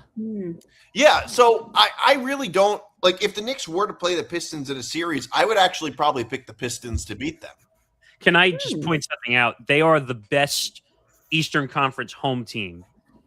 Home team wise, they're 31-9 at home. They're 27-13 away. So if the Pistons, if it's going to go through them, they might have a chance. Wait, I'm sorry. What's their record at home? 31-9, best in the Eastern Conference. Oh, that's pretty good. And 27-13 away. Is that like a particularly big difference? Well, it's a 4-game difference, so they're about. It's probably that's probably what it is for most teams, right? I mean, unless you have a really bad record, but I mean, just in perspective, OKC's 34-6 at home, 30-12 or 30-10 away from Paycor Center. They're the best home team, period, this year. I first of all, going into OKC in that atmosphere in the whiteout is crazy. So holy cow. But when you look at Detroit is that crowd getting into the hashtag Detroit basketball. Detroit basketball. Detroit. Woo! Like that's an incredible atmosphere at what is it? Little Caesars Arena now. Caesars Arena, pizza. God. What did they used to call that arena before it was called that? Well, I mean that's Palace the of new arena. Auburn. Oh yeah, Palace of Auburn Hills. Yeah, that's Palace of the of Malice Auburn Hills. Palace. The Malice of the Palace, exactly. Artest is going into the stands. Yeah. Well, Why they hadn't? He gets hit with a beer. What'd you say? That was in Indiana. No, it happened in Detroit. No, it happened in Detroit. Oh, okay. The team was against Indiana, but it was in Detroit. Oh, yeah. Right. That's why it's called Malice at the Palace. Yep. It's brutal. So brutal. Artest is going to go into the stands. By the way, I think that I would not sleep on the Pistons this year at all. I would not sleep on them. I just think the Pistons are a better team with Tatum back. I think. You mean the Celtics? I mean, sorry, the Celtics. Well, they're a much better team, and I think they're gonna. I think they're gonna come out of the East this year. I don't think it's gonna be the Knicks. No, and the Knicks are going to have an existential crisis. We're all collectively going to have a conversation about the coaching. Of inevitably. Course. Well, who wanted Mike Brown as the Knicks coach? No one. Nobody. Well, that was the issue with firing Thibodeau. We went from celebrating in the streets and then 2 weeks later firing the head coach. Well, I'll tell you, Nick, like I wasn't the biggest Thibodeau fan, but I even agreed that the Knicks made a fatal error. They did. Letting Thibodeau go. Right. I thought they made a fatal mistake by firing him. And I don't like Thibodeau because he only plays 8 players. But at the same time, the Knicks didn't have a very deep roster. Yeah, but your roster's going to die if you only play 8 guys. No, I agree completely, but a lot of that's also on the GM. a lot of that was on Leon Rose for not having enough players. Or what's that other guy they have also? What's his name? Jose Alvarado? No. In the front office. West or whatever they call him. I forgot his name. But they have all these guys in the front office who have no clue what they're doing running the Knicks. You have no business being here. Well, I wouldn't say. Look, I think Leon Rose overall does a fairly good job, but I think that there are some errors, and I think that firing Thibodeau was a big. I'm convinced that firing Thibodeau was more personal than it was business. And I took that personally. Oh, I'm betting James Dolan had so much to do with that. I was right. William Wesley, Worldwide Wes. Oh. Guy. What? I don't know. I don't really feel bad for the Knicks as a Net fan, but like, where am I going this year? In the toilet, like my team always does. Oh, you're tanking. That's a $500,000 fine. Oh. Yeah, but I don't know. I really wouldn't want to be a fan of a James Dolan team. Just saying that now. No, not I'm at all. afraid I'm afraid if I say something, he's going to pull out the facial recognition software and scan me. Hey, that's it. Look, if he does that to me, I save money on tickets. That's not the worst thing. Oh, If he does that to me, I'm taking the machine. I mean, he did that to my friend's dad. He did? Yes. Wait, I never heard that story. He did it to my friend's dad. He went up. I think he showed up to the Garden. I guess it was for a Knick game. I don't know. And a Ranger game. And they had to leave because they use facial recognition technology, and they kicked him out of the stadium. So does Intuit Did he do something? He's a lawyer, and I guess he works at Dolan or something like that. That's what the guy gets for using facial recognition. Time out. Wait, so you just kicked him out because he's a lawyer? No, because he works at a law firm that is suing James Dolan or is involved in suing. I'm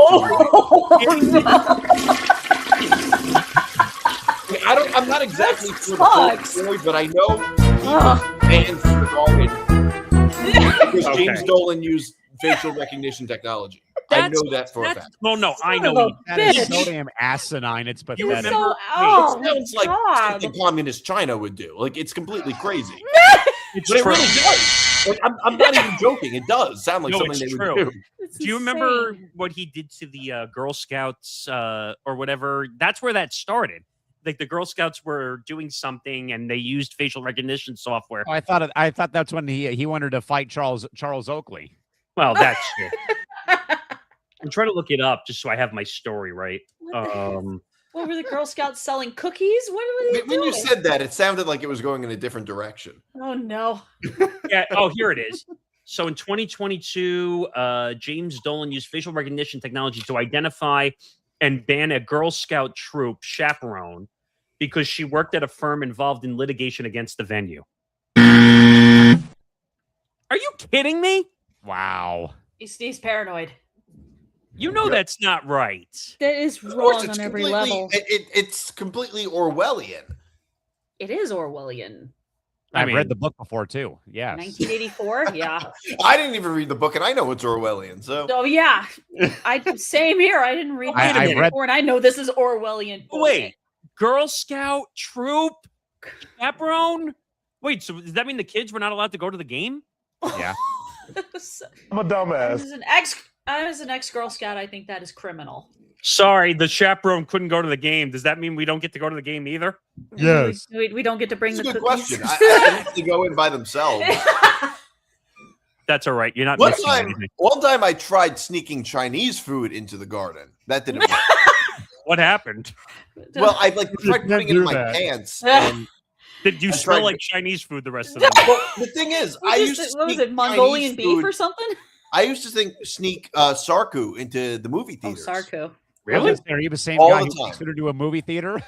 What did you say? I said, are you the same guy who sneaks food into a movie theater? Yeah, exactly. That's well, I don't do it anymore. I don't have time. I got my own order from Who Panda goes to a Express into the movie movie theater theater. anymore? I don't have the time or the money to go to movies, but Mm-hmm. Who I goes used to to always sneak it in. Oh. Well, everyone used to sneak candy and drinks because they didn't want to pay the absorbent, ridiculous fees of buying who wants to concessions. pay? Who wants to pay $5 to $7 for a soft First of all, drink and fun fact about the movie theater. Did you know that they make no money off the movies? I figured, yeah. I kind of figured that. They're just paid to all the films. All the ticket revenue goes back to the companies that make the movie. They make no money. What? Damn. So why do you think they charge ridiculous prices for candy? So all they literally make is freaking concession price or concession revenue. So let's put it this way: popcorn, candy, soft drinks. If you're smart and you just don't buy concessions or you eat beforehand, they make no money off you. Okay. Let's put it that way. Oh man! All right, guys, we'll get into our second hour. Mr. DiMartino, please take the wheel. It's all you. Yeah. All right. So we're about 10 minutes late in the second hour. That's all right. We're here for a good time. All right. So it is now time for the messy spill, where we start. This is where we rip everybody. So here's a great story. I don't know if you guys heard about this. The Sacramento Kings were accused of tanking. The NBA did an investigation, and it turned out they just don't know what the hell they're doing. What? Facts. That's literally what happened. The NBA they were accused of tanking, which, by the way, what do you investigate them for? Is tanking illegal? Teams tank all the time. It's an open secret, basically. Mm-hmm. I love the fact that Adam Silver's trying to make rules as early as for next season. Oh, well, if you get caught tanking, we're gonna make your draft pick. Which again goes to my point: where the hell is the actual definition of tanking? Whereas DMart and I said on MTGP like 5 weeks ago, the Wizards are always poorly run. Sadly, the Nets are poorly run. The Kings are poorly run. The Jazz are poorly run. The Pelicans are poorly run. Give me a break. They're always going to be in the bottom of the barrel. I mean, well, there's always that's the thing with the NBA. The NBA has almost like a caste system type of like structure where there's there is just this bottom of the barrel in the NBA all the time. And here's the thing. Here's what everybody's forgetting. The Kings were investigated for tanking in a game that they won. Much to his point, they won the game, and you're investigating them for tanking. That makes no sense. Is that the Heat game? Was that the Heat game or the Pacers game? It was against the Warriors on Friday night. The Warriors. Yeah, I'm thinking of the Heat and the Pacers. Whoever got investigated for tanking also, and they won the game too. So the Jazz. Yes. And by the way, can someone tell Beaker to get a hairpiece, because I'm tired of just like him barging in. He probably pulled all his hair out from all the Adam Silver is so worried about the nonsensical things that he doesn't protect his own league. How about the gambling investigation? How about dealing with that? You realize we haven't heard a word on Terry Rozier since he got waived, and he did get released, and I think they did not give him his pay. I think that story broke a couple days ago. I know that, but we haven't heard anything about the case since. Well, now it's probably more in law enforcement's hands than it is in the NBA. Yeah. Well, the NBA's got blood on its hands still because of the gambling stuff, but we heard the other day, and I don't know if it made the rundown or not, but did you see the amount of NBA and WNBA players that have investments in Kalshi? Did you see? Yeah, I did not. I did not see that. Diana Taurasi, Brianna Stewart, and then a bunch of NBA players. Well, Giannis has already won. Yeah. Yeah. Well, Giannis I heard about the Giannis he has part. like a part ownership stake, right? He's got minority. So the rule is the NBA rule is you are allowed to own a percentage of a gambling company if it's under 1%. But there's no rule for investing in a gambling company, right? No, there is, because that's a conflict of interest. It is. But no. But there's a difference between owning something and investing in it. No, they have ownership. These are people who have ownership. Okay. Giannis has ownership in Kalshi. No, but does Diana Taurasi have ownership in Kalshi, or is she just an investor? Well, I'm going to read you the list right now because I have it right here. So Giannis is one. Brianna Stewart, which, by the way, that's a conflict of interest because she's the VP of the Players Association. Mm-hmm. Okay. Nneka Ogwumike, who's the president of the WNBPA. Mm-hmm. Connor McDavid, then NHL, Richard Sherman, Diana Taurasi, Kevin Durant under his 35V investor fund nonsense. Marshawn Lynch, AJ Mitchell, and Jaime Jaquez Jr., both NBA players. Bryson DeChambeau also. But Liv has a deal with Kalshi. So that's how they get away. DeChambeau sucks anyway. But how can NBA players we're focusing on the wrong thing. Okay? I could give two shits about tanking because it's happened for so long that now you want to finally put rules now in? it's becoming a problem only because, well, it's this, it's that, it's this. No, it didn't stop. What about the Kalshi problem? Why are we not talking about players who have ownership in a gambling company? Sorry, it's not gambling. It's just a business investment. Well, it's like Novik. Don't even get No, well, I am so happy Novik doesn't sponsor us anymore, so I don't have to pretend to like him. Oh wait, because now I can say go fuck yourself, Novik. Yes, exactly.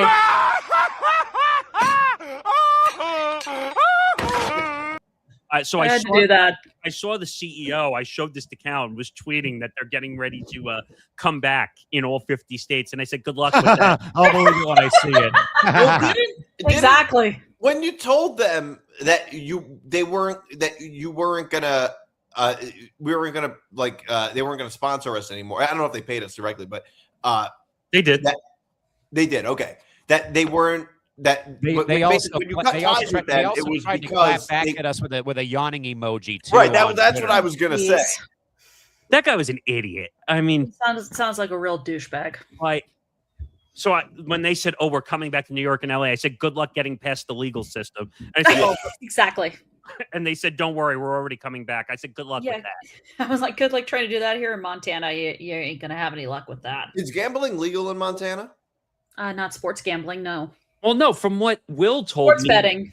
Will told me that there's like one specific place. There is. And I don't remember what it's called, but you have to go do it at that place. I think there's no mobile casino. Oh, gee, I wonder who created that law. Who sponsored it? Who sponsored that law? Not me. It was. It wasn't me. I could have told the gambling laws in America are so corrupt. They are. What were they calling Kalshi and Poly Market again to get around not calling prediction them markets? Prediction markets. I used to. So when I first saw Novik, this is a quick behind the scenes of when I had to deal with Novik when we first were figuring it out. They said, "Oh well, we're not a gambling company, so we're legal in all 50 states, and our odds are better than DraftKings." Oh, it's too good to be true. And I will tell you, Nick, like my feelers alerts went up right away when they told me that the odds were better. Bullshit alert. But then I showed it to Nick because he knows the odds better Spidey than I. senses went off. The odds on Novik made no sense. They were nuts. I didn't get them at all. Like, didn't you say like the plus and the minus were the same on each side? Also, No, it would be something like if you were to pick, if there were say like a game, let's say the Jets were playing and they were say 10-point underdogs or something. Like it would be like Jets plus 10, and it would be like minus 130, and then say Patriots minus 10, it would be like the plus and the minus were on the opposite sides. Sometimes. Right, it was like wildly different. Like one side would be like say plus 130, the other side would be like minus 150 or something like that. Like the odds made no sense. I also got, and Nick and Callan laugh when I tell this story all the time. I got in trouble for using the word bet, trying to explain like what we were doing. What? It's objectively a bet. That's what it was. Because Callan and I were, when we were doing the playback streams, which by the way, playback is coming back. I don't know if we're doing it. I'm just saying. What? That's yet to be decided. ESPN brought them back anyway. But when we were we put together our own parlays thing, and they heard me on a playback stream call it a bet, and they said, "Sir, it's not a bet, it's a play." He literally got he got like a college educated written essay in his email about, you cannot use the word bet on your screen. Let's explain to you why. But you are betting real money. That's the thing. Well, no. technically, by technicality, you're turning money into, what did they call them? Novik coins, Novik all that coins. crap. I think. Okay, but you only get Novik coins by putting money in. Correct. I agree with I you. mean, that's like saying that you're not betting money if you play at poker at a casino because the chips isn't currency. I agree with No, you, like, what? 1,000%. And this is the argument I had with them, saying it's a bet. You're making a bet on a team to win or to lose or whatever. If Novik coins cost money, It's a then bet. that's a bet. It's a bet. It is. And they said to me, you can't say bet because we're regulated as a prediction market, and that's how we are legal in all 50 states. Which and I think really makes no sense. They functioned more like a DraftKings or a FanDuel they did. than they did a prediction market. No shit. Of course And the they prediction did. markets are some of the biggest scams. Like, I don't know if you guys saw, but like Kalshi, I think it was Kalshi. Yeah, it was Kalshi, where you could bet if the Ayatollah of Iran would be out of power by March 1st. Yes. And they said that doesn't count as being out of power. What? Wait a minute. Tell them the story of what Prediction happened. market on Cardi politics. B at the Super Bowl. Tell them Right, right. I had my bet on Cardi B to perform at the Super Bowl, She was Perform. there. and perform. they gave me like, I think for me they gave me like $2 back for every 10 or something like that for everybody who had money on Cardi B. They didn't even treat it as a push; they treated it as a loss. When Correct. objectively, I mean, Cardi B technically did perform. I mean, if it's one thing if they just give you your money back or something, but that's not what they did. Well, so Callan and I on Press Row, we played the Mhm. interview of the Kalshi CEO, and I like watched it. I was shocked. on CNBC on Squawk Box. What a dumbass. And they Exactly. kept asking him about how, like, technically the performing act on the Super Bowl could give insider information to people to go make bets. And he said that, oh, yeah, we allow insider information. And I'm like, that's illegal. Yeah. Number one. Yeah. He's like, well, anyone could technically give information to anybody. So you're telling me is you can go tell them the first song you're going to play. They can go bet on it and make hundreds of millions of dollars, and you would have Right. no problem with that. Somebody could have some type of connection. I don't know. That's the problem. Anyone with these- could have been anyone with the That's the problem Captain with Fruit could have some of been these. someone of Bad Bunny's entourage. Who knows? Yeah. But the Cardi B thing, and what didn't make, she did perform. She was in the background. But She was there. the problem with what Kalshi does, the question answer stuff that they Mhm. do, Yeah. they could lean it any way they want. They could Yeah. say, "Oh, well, she was just standing there, like tapping her feet, and that's not considered No, she was performing." doing a lot of this, swaying and moving. She was there. She was She there. performed objectively. Yes. She was there to perform and there to They support didn't Stephon show- Diggs. They didn't show her for long, but she was there the whole time. What about a Didn't couple of seconds? didn't they say that mouthing the song didn't count as her Yes. performing, or just her like Yes, they bobbing did. her head in the Moving background along didn't to count? it. But how could you tell if she's singing or not? Like, you're not. She wasn't wearing a microphone. No, it didn't say sing though. The bet it literally just said perform, No, I agree. But like, people which are- is like it doesn't even matter. Like it doesn't matter if she sings or not. Like, no, of course not. No, No. I don't know. but like, look, for what happened with me was absurd. The Ayatollah one is the most absurd. How can Can't being believe out that. of power? How did you think the Ayatollah would get out of power other than being killed? That's the only way he'd be out of power. Like, what do you? Well, shit. I mean, so I'm on the Doesn't even couch. make any sense. So I'm It's on the couch insanity. right now just because we went down this annoying path. This little rabbit hole. Let's see if they have any dumb. Oh, good. Who will win Survivor season 50? Oh, Jesus. Yeah, because that's real easy. Oh, here's a good one. Travis Scott weekly streams.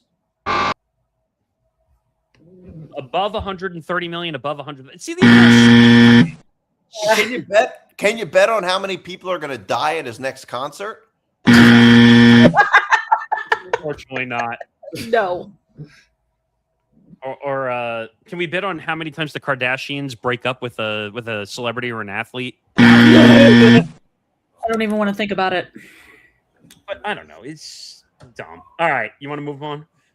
Yeah, we can move on from the messy spill. This is So we got to move on to some media drama. We have a lot of clips to play. You see Stephen A. Smith and Matt Barnes are now feuding.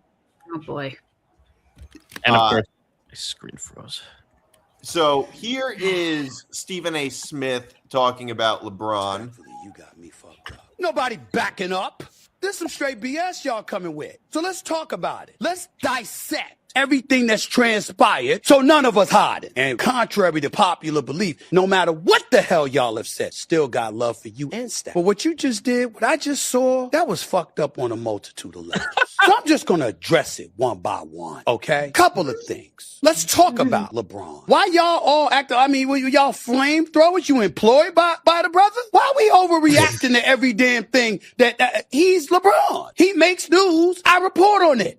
I'm not an influencer. It's my job. Y'all volunteering. Because Matt Barnes had a different agenda. And that agenda has very little to do with LeBron. Very little to do with sports. Matt Barnes got political. Do y'all understand how this is throwing me off? All the Smoke had me on their podcast years ago just to give me my flowers for who I am and what I've represented. I ain't changed. My history speaks for me. You disagree with me, you disagree with me. But to sit up here and to try to label me that way, got me fucked up.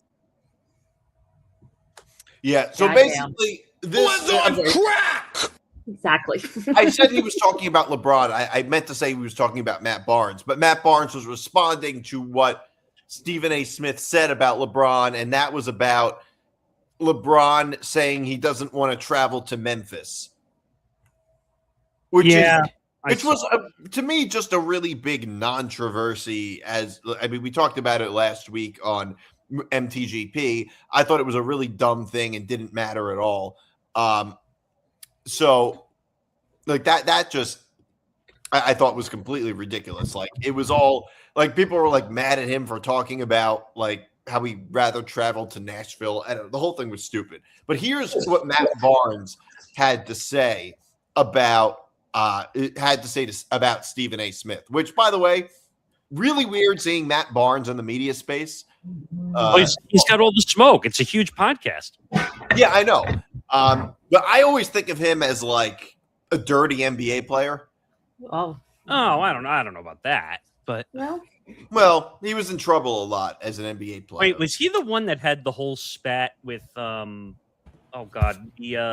lefty shooting guard from the Lakers? What's his name? Derek Fisher? Derek Fisher. Didn't Derek Fisher cheat and steal his wife or something? No, Derek Fisher was banging Matt Barnes' ex-wife. Oh, was that what it was? And wasn't Derek Fisher like the coach of the Knicks? He was the coach of the Knicks at the time, and he lied to the team about why he was missing like a practice. Yeah, that's what happened. That sounds about right.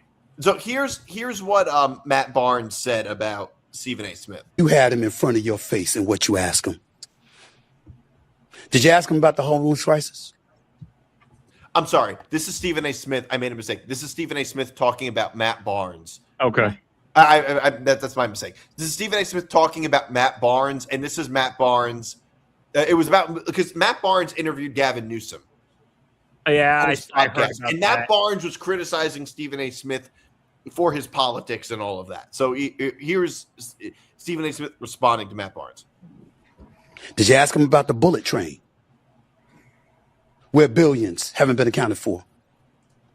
Did you ask him about the taxes in the state of California? Highest in the country. Any relief in sight whatsoever? No, they're trying to raise them. Did you ask him about that? The oil industry regulation. Isn't the state of California getting oil from the Bahamas? Did you ask him about that? Anything at all? Anything?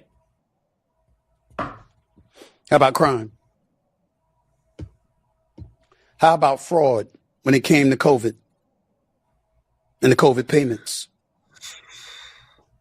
How about the 9/11 system, Matt Barnes?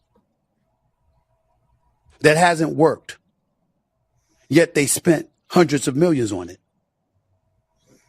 How about what's going on with hospice in the state of California? I watched the entire interview from start to finish. You never asked that man that question. Not one of them damn questions. All right, so that's Stephen A. Smith. You know what? I think Stephen A. Smith has a little bit of a point.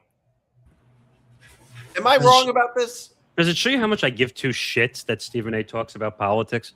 Exactly. No, it's not about Absolutely. Stephen A. Smith talking about politics. I don't really care about that. I care about his feuds with athletes. But Right. it's getting tiring already, dude. It's over really stupid shit, honestly. Exactly. I mean, it's annoying as hell. Stop fighting with athletes, dude. You're not more. You're acting like you're the almighty God who controls everything when it comes to sports media. Like, give me a break, man. Like, Exactly. you act like a dick half the time when you're on air. No, Yeah. I'm just saying, do you think he's wrong about this particular feud with Matt Barnes? Because, no, Stephen A. Smith is not necessarily likable, but I do think he's a little more likable. I mean, we're talking about Matt Barnes here. He doesn't exactly have the best reputation in No, he doesn't. He did get sympathy when he found out Derek Fisher was sleeping with his ex-wife. So. Yeah, but He didn't get that much sympathy. Yeah, Some but sympathy. But Stephen A. all he does is stoop down low to people's worst. Like Exactly. That's true. He He can't just can't take high ground on anything, He can't really. fight a battle on his own accord. He's got to go after people and make them look like assholes in the process. Stephen A. I'm tired of like all these media feuds. Like Callan and I were watching a video last night. Mike Hill and Mhm. Jason Fatlock. Yes, I call him Fatlock. Whitlock. because I don't like him. I think that my thing is, I think that insult on Whitlock is very overplayed. Like how many Oh times? man, don't defend him. I'm just saying, no. how many times are we going to hear about Jason Whitlock being fat? It's like it's lost all of its luster. Like how many? Like we get it, he's fat. How many times are we going to hear about that? Yeah, but I'm just tired of him in general. Like he brings nothing. Like his numbers spike when he talks about Stephen A. Smith. That's it. Yeah, or as he calls him, Stephen A. Myth. Yeah, you know what? He Jason, doesn't. Jason, That's what he calls him. oh, Stephen wait A. a minute. Jason Whitlock is Yes. jealous of everything Stephen A. Smith has. Can we just admit that now? Look, Stephen A. Smith is a bigger star than Jason Whitlock for sure. Yeah, he wishes that he had Stephen A. Smith money too. Right. We all wish we had Stephen A. Smith money. Jason Whitlock, and I hate saying this too, he only talks to a certain demo of people. That's what he does. Okay. Stephen A. can talk to everybody. Everyone listens from young to old to all different demos of people. Jason Whitlock has no redeeming qualities when it comes to talking about the media, talking about and it's kind of creepy when he talks about women in the sports media. Also, Ugh. like have you seen like the way he comments on Joy Taylor all the time? Like, Well, Yeah, well, he commented on peanut butter skin. well, that was just creepy as fuck. oh boy.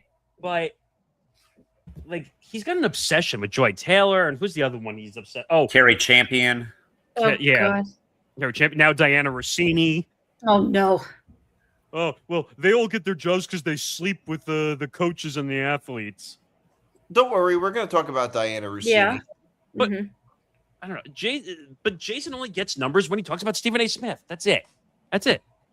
There's nothing better to talk about, really. I mean, except and how much do you he thinks really- the guy's do a you- jerk? Do you really think, though, a former player is going to ask the governor about statewide problems when No. that wasn't even the premise Never. of the conversation? Hell no. No, but in Stephen A's defense, he was also responding to Matt Barnes criticizing Stephen A. Smith. But getting why old. does Stephen A. have to respond to everybody? He has to get the last word on everything. Who cares? I guess that's a good life lesson. Like, you don't always have to get the last word. Trust me, I can think of a few people who are not here anymore who thought they would get the last word, and the last word for them was out the door. So Bingo. don't fuck with people because you're never going to work in the industry if you keep doing that. But Stephen A. Smith is the most prevalent in the industry. Those rules don't apply to him. Yeah. And that's the problem. Because he is who he is, he can say whatever the fuck he wants, and the rules don't apply to him. He already has presidential immunity, and he's not even president. Good Lord. Jesus. Help First me of all, understand I was, that. I was about ready to say he's immune to cancel culture. First of all, anyone who says that he's definitely running for president, That's bullshit. First of all, he's not running for president. Clown show! Clown show! Clown show! He can claim all he wants that he wants to be up on the debate stage. Okay. Right. He's not giving up $40 million a year to be fucking president for $400,000 a year. Sorry, he's not. No.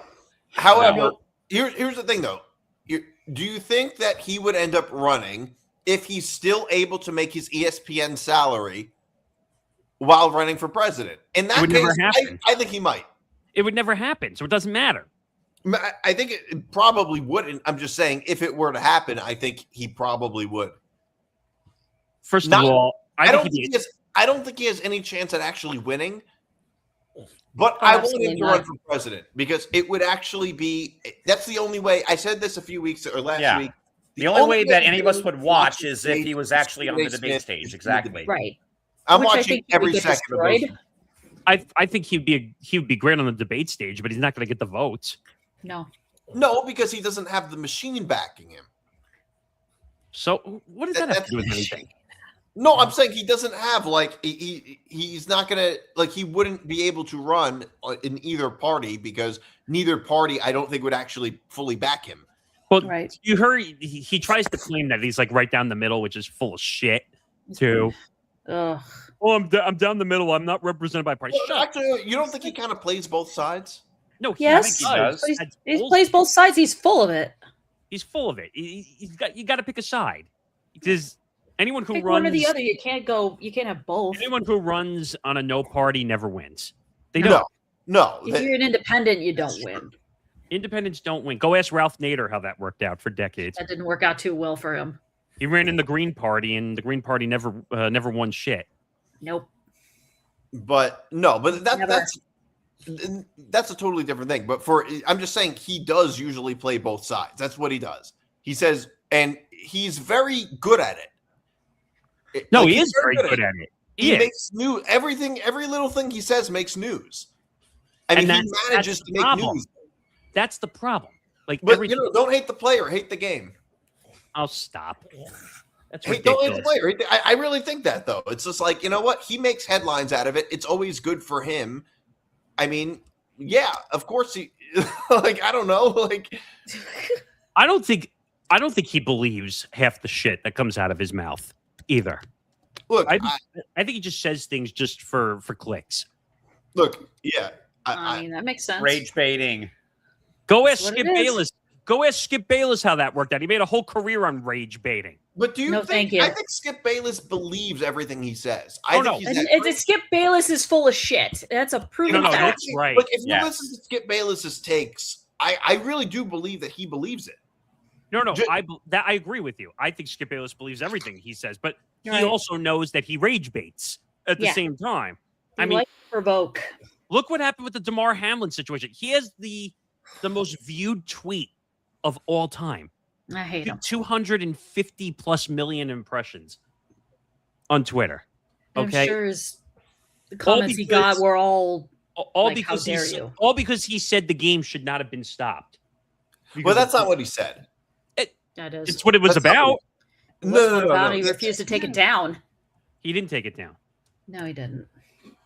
I'll look it up, but that's not. But okay, that's not true. That's not what he said. He literally said the game should not have stopped. I don't remember the exact tweet. It was something along the lines of we're playing for playoff positioning and playoff seeding.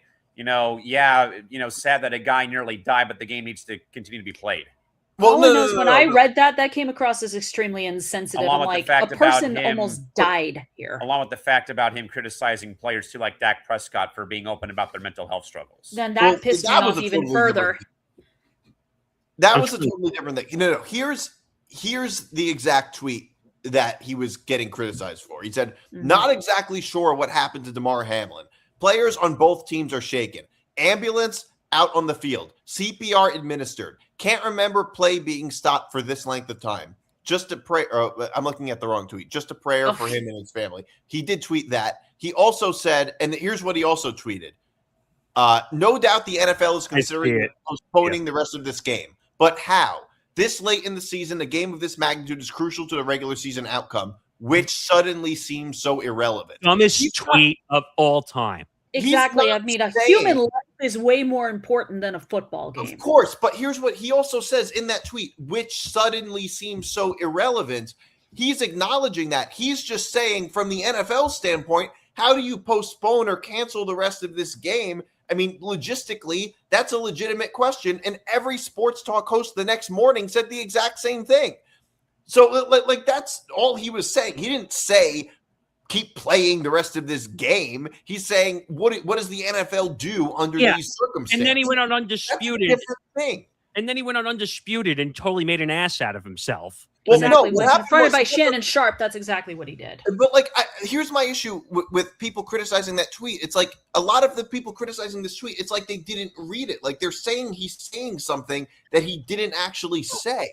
It's one. Maybe it was a bad time. Maybe he could have worded it better. But I don't think wrong place for that to be said. But there's still a difference between that and saying that he's saying something that he's not saying. Which, in fairness, he does say at the end of that tweet, which suddenly seems so irrelevant.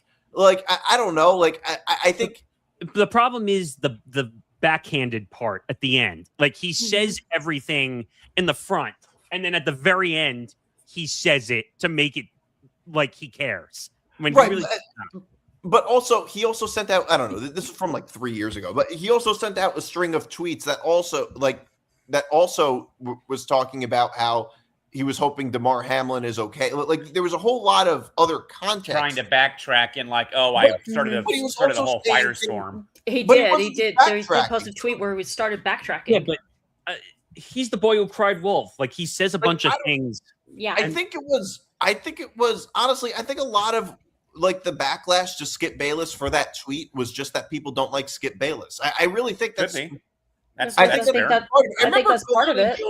Bomani Jones was talking about it, and he said if I had tweeted this, it really wouldn't have been a big deal. But because Skip tweeted it. Oh, please. Bomani Jones would have gotten crucified for it. He would have been fired if he would have said that sort of thing. Would have. Canceled. Sadly. All right. Let's get back on track. All right. Well, let's get to please. Diana Rossini. Oh, good. I can't believe it. Almost 2 hours into the show, it took us until talking about Diana Rossini. This is the first time I get to comment on this story since I've been there we back. go. We should let Nick start first on that. So sticking with media drama, and I think this story is far more important and interesting than Stephen A. Smith getting into a feud with Matt Barnes.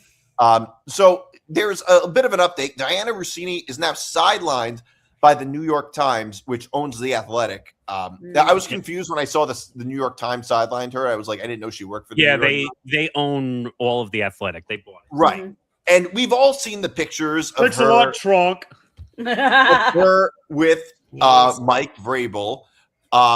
And okay, there's a whole lot of media figures have responded to this. Can I just play this sound from Craig Carton talking about it? Oh, this should be good. God. Okay, there's a few of Craig Carton responding or talking about this story. So here's what he says. I actually feel bad for all the really talented women out there that are insiders in various sports and just work in broadcasting in sports, because Diana Rossini sets that back a million years, because it just confirms what a lot of guys already think.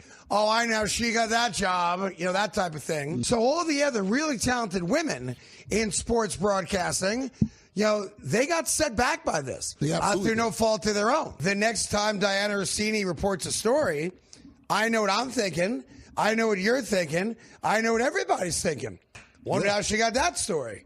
Like, she's done herself great damage. And I'd love to hear from, like the Kay Adams of the world. I'd like to hear from Hannah Storm today. Right. Yeah, I want to hear from a long time. Other really talented, Andrea Kramer. Linda Cohn. I'm not a big Mina Kimes fan, but I want to hear from Mina Kimes on this. Right. My gut is that they're livid about this. Have to be. Because this story represents everything they fought against. Right? Like, I got the job on merit. I know my stuff. Okay. Well, a lot of them did, so there you go. Right. Well, look, Diana Rossini, I think, got the job on merit. Like, it's not that I don't think she doesn't have merit. She's a great NFL insider. Okay, but I think that these pictures are some of these pictures are a little bit damning. DMart, we literally sat here last Wednesday and said that we both thought that a lot of this stuff was misleading. Some of it probably was. I think some of this probably was misleading. I think them hanging out at a pool, Diana Rossini right next to Mike Vrabel, I don't think that proves anything. That doesn't prove shit. It doesn't. No. Although there was, that picture of them holding hands, what it looks like, that's a little suspicious. It is. Okay, but I don't know what the context is behind that picture. First of all, you don't know what context behind any picture is that's been taken, and apparently the person who had the pictures was bidding the pictures around until page 6 was the one who finally picked Oh, God damn it. But here's the problem I have with this whole scenario, and people attacked me on Twitter, and I really don't give a shit. Mhm. Okay? From a journalism perspective, you can't assume she was doing anything based by looking at pictures. Okay? Mm-hmm. You're going to tell me that you can tell that she cheated on her husband just by looking at pictures? No. You can't do that. It doesn't prove anything. The whole entire Twitter world has already condemned Diana Rossini, saying she's a cheater. She sleeps with the coaches. She sleeps with the players. She's a floozy. This is ridiculous. The cheating part is not the issue, really. The issue is the pictures don't tell you anything. That's the problem I have here. The point I'm making is that nobody really cares about the cheating part of it. What people really care, what actually matters from our perspective, is the journalism standpoint of it. But people are forgetting that all of the NFL was down in Arizona when this was going on at that hotel. Yeah. Okay? What was it? NFL owners meetings were going on there? The NFL owners meetings were going on at a adult-only hotel in Arizona. Even though I don't know why they kept making that point, but that's what they said. Yeah, I don't know why either. That's weird. I went on social media because I was infuriated because people were saying that we know that she's breaking journalism ethics and blah, blah. You don't know anything. Yeah, no, I agree. We don't know. We don't know the full context behind all of these pictures. I had people attacking me saying that my wife is cheating on me when I don't even have a girlfriend or anything whatsoever. Right. And that I have Mike Vrabel's dick in my mouth. For okay, first of all, I'm a Jet fan. But my point is, you don't know. Well, everyone in the world of Twitter who's out there saying that she should lose her job, she should never be allowed to work again, or her ethics should be in question. Do you know whether she was actually doing what she was doing in the pictures? Do you? Because no one else does. I mean, she could have been just hanging out with Mike Vrabel because maybe they're friends and that's it. First of all the insiders hang out with the coaches. They're all at the same hotel. Mm-hmm. You're telling me that there aren't insiders or reporters that get more information out of coaches because they have more relationships with those insiders? Yeah, no, I don't disagree at all. What I find a little bit, I think that one picture of them where it looks like they're holding hands. Yeah, but the thing is, they're automatically assuming that she's cheating on her husband. Okay, that is still a little bit of a weird picture. I get it, but there's no proof. You can't assume that. Of course, there's no proof. But I think the issue that I have, I'm not accusing her of anything exactly. I'm not accusing her of having a sexual affair with Mike Vrabel. I'm not saying that. I think that that's true. I have no evidence. There really just isn't evidence to back that up other than this one picture. The question I think is more interesting that the internet's not worried about is the journalistic standpoint of it. How close are you to the people that you cover and how does that affect reporting? And I think that is an important question. If you're a reporter and you're best friends with the people that you're covering, I do think that does create a little bit of an issue in terms of journalism ethics. I do think that's a relevant question. I agree. First of all, you shouldn't have close relationships with athletes or coaches because that leads to a conflict of interest issue that could come. It's good to have now at the same time, Jeff Pearlman, who is he was talking about this on TikTok and he made a good point, which I thought was a fair point. He said, look, he said, look, if I had been pictured in a hot tub with a famous coach because I was trying to get questions out of him or something like that, nobody would think anything of it, right? But because it's Diana Rossini, it's like, is he saying because it's a woman, so it looks like a? No, I don't think he was saying that. I mean, first it sounds like to me. No, that's not what he was saying. I think it was more. I mean, which first of all, the fact that Diana Rossini is a woman is relevant like obviously it makes a difference in terms of how it's viewed. It just does, obviously, because. But the way you just said.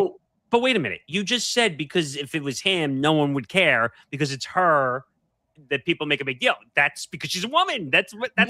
No. But I think that's true, though. But I think part of the reason is because the potential of a sexual affair between a head coach like Mike Vrabel and a woman reporter like Diana Rossini is substantially higher than if it's with another guy. No. I get that. But why are people automatically assuming that she's cheating? Like, you can't, first of all, anyone who works in the media business like you and I do, Nick, should know that you can't make that assumption without actually knowing the truth. No, I agree. Just as somebody who cares about the truth, I'm never going to jump to any conclusions like that. We don't know that. We don't know. And by the way, if it comes out as true, I will condemn it as soon as it's proven to be true. But right now, because people would say, oh, well, you're taking her side. No, I'm not. There's no proof that says whether she cheated or she had a sexual relationship with him or not. I mean, look, the only picture that I think is damning is the one that I mentioned of them holding hands. That looks a little weird. That's the only one. But her, like, sitting in, like, a pool next to Mike Vrabel or like, giving him a hug, like, I don't know. That doesn't really mean anything. Who gives a everyone hugs everyone. Who gives a crap? Right.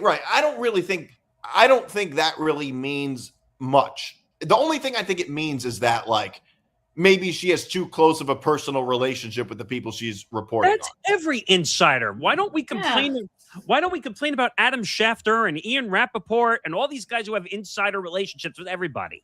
Well, no, but what evidence is there that I'll push back on that for a second.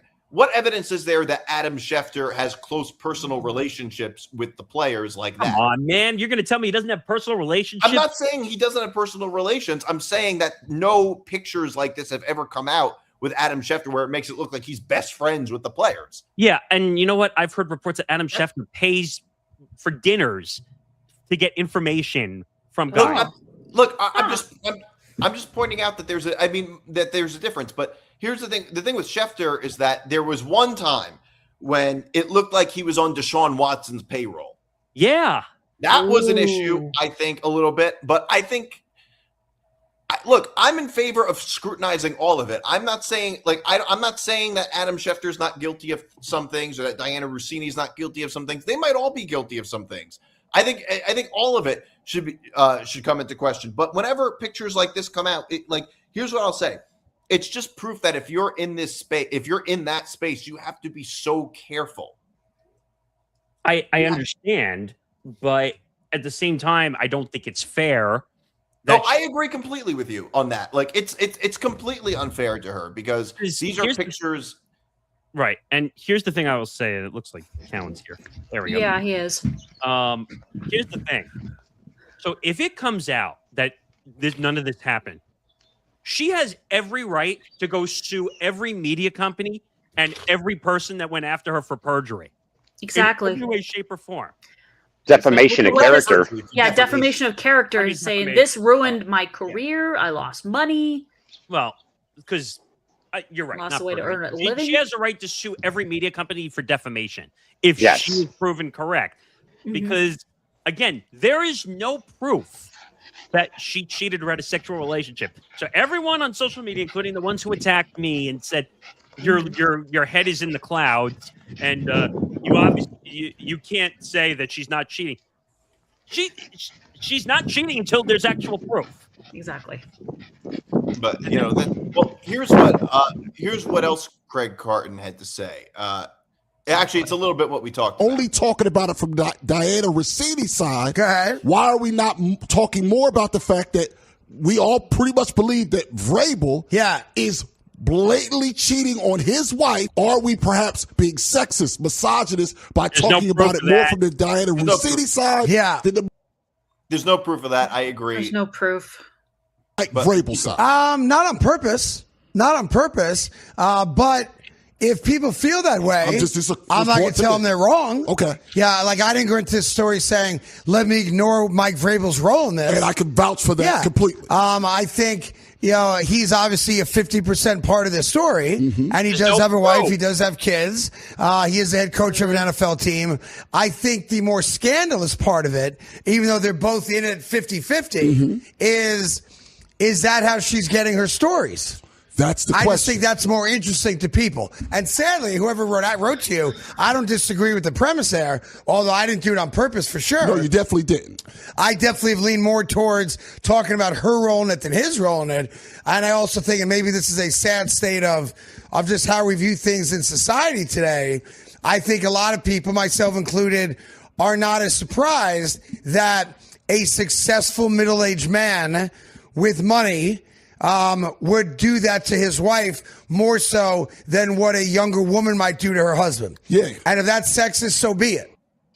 What the what the fuck is he talking about? Well, here's the thing is, my viewpoint is that it's not sexist because the reason is because let's just say, first of all, I'm not saying any of this is true at all because none of us, like we said before, none of us know. These are pictures that can be taken completely out of context. What is this 50-50 nonsense? There's still no proof. But also, here's the other thing. Right. I mean, they're talking about it like it's fact, which you can't say that it's a fact, that any of this is fact. It's jumping to conclusions. We all agree on that. Right, exactly. Like I don't disagree with that at all. I think it's completely ridiculous. I don't think it's sexist at all. Too many people are reaching for straws here. They are. By the way. Uh-oh, here we go. Back-to-back green jackets for Rory McIlroy. He just won the Masters. Woo! All right, so yeah. Oh, the whole first segment is now moot. Yeah. Oh, who cares? It is. I was going to mention Mike Vrabel's not even going to be participating in the draft in the Patriots pre-draft press conference. Yeah, but because of this, the story is happening. He was already scheduled, reportedly, not to show up for media availability. Well, here's the thing, though. I think that from an ethical standpoint, it's a lot worse from an ethical standpoint, I think it's a lot worse for Diana Rossini than it is for Mike Vrabel.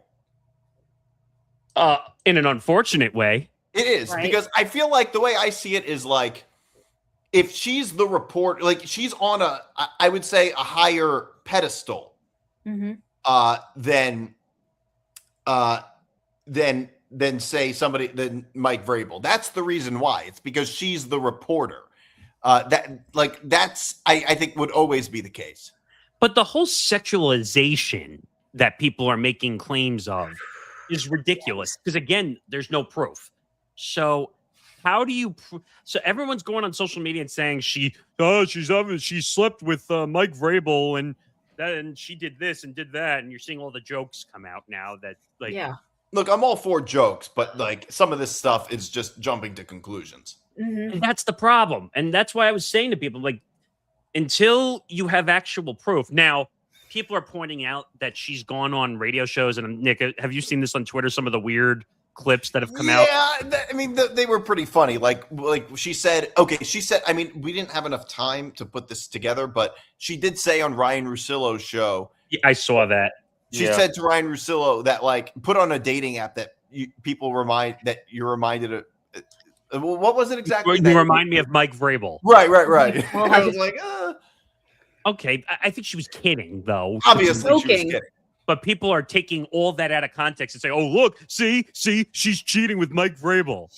They're digging in to find something incriminating to pin it against her. Reaching for straws. You have no. They are proof. reaching for straws. It's stupid. I just find it funny. Like people say, "Oh, well, there's the evidence. There's the evidence that she's cheating." That you said it. And now, like, she's sidelined, which I think was probably the right thing to do because they have to get away from the shitstorm that was caused. Distance themselves. But people is she going to get fired by the Athletic? I think if it turns out that nothing's going on, then no. I don't think she's going to get fired. I don't think the Athletic wants to fire her. If she did nothing, she's going to come back and then she's going to sue everybody for defamation.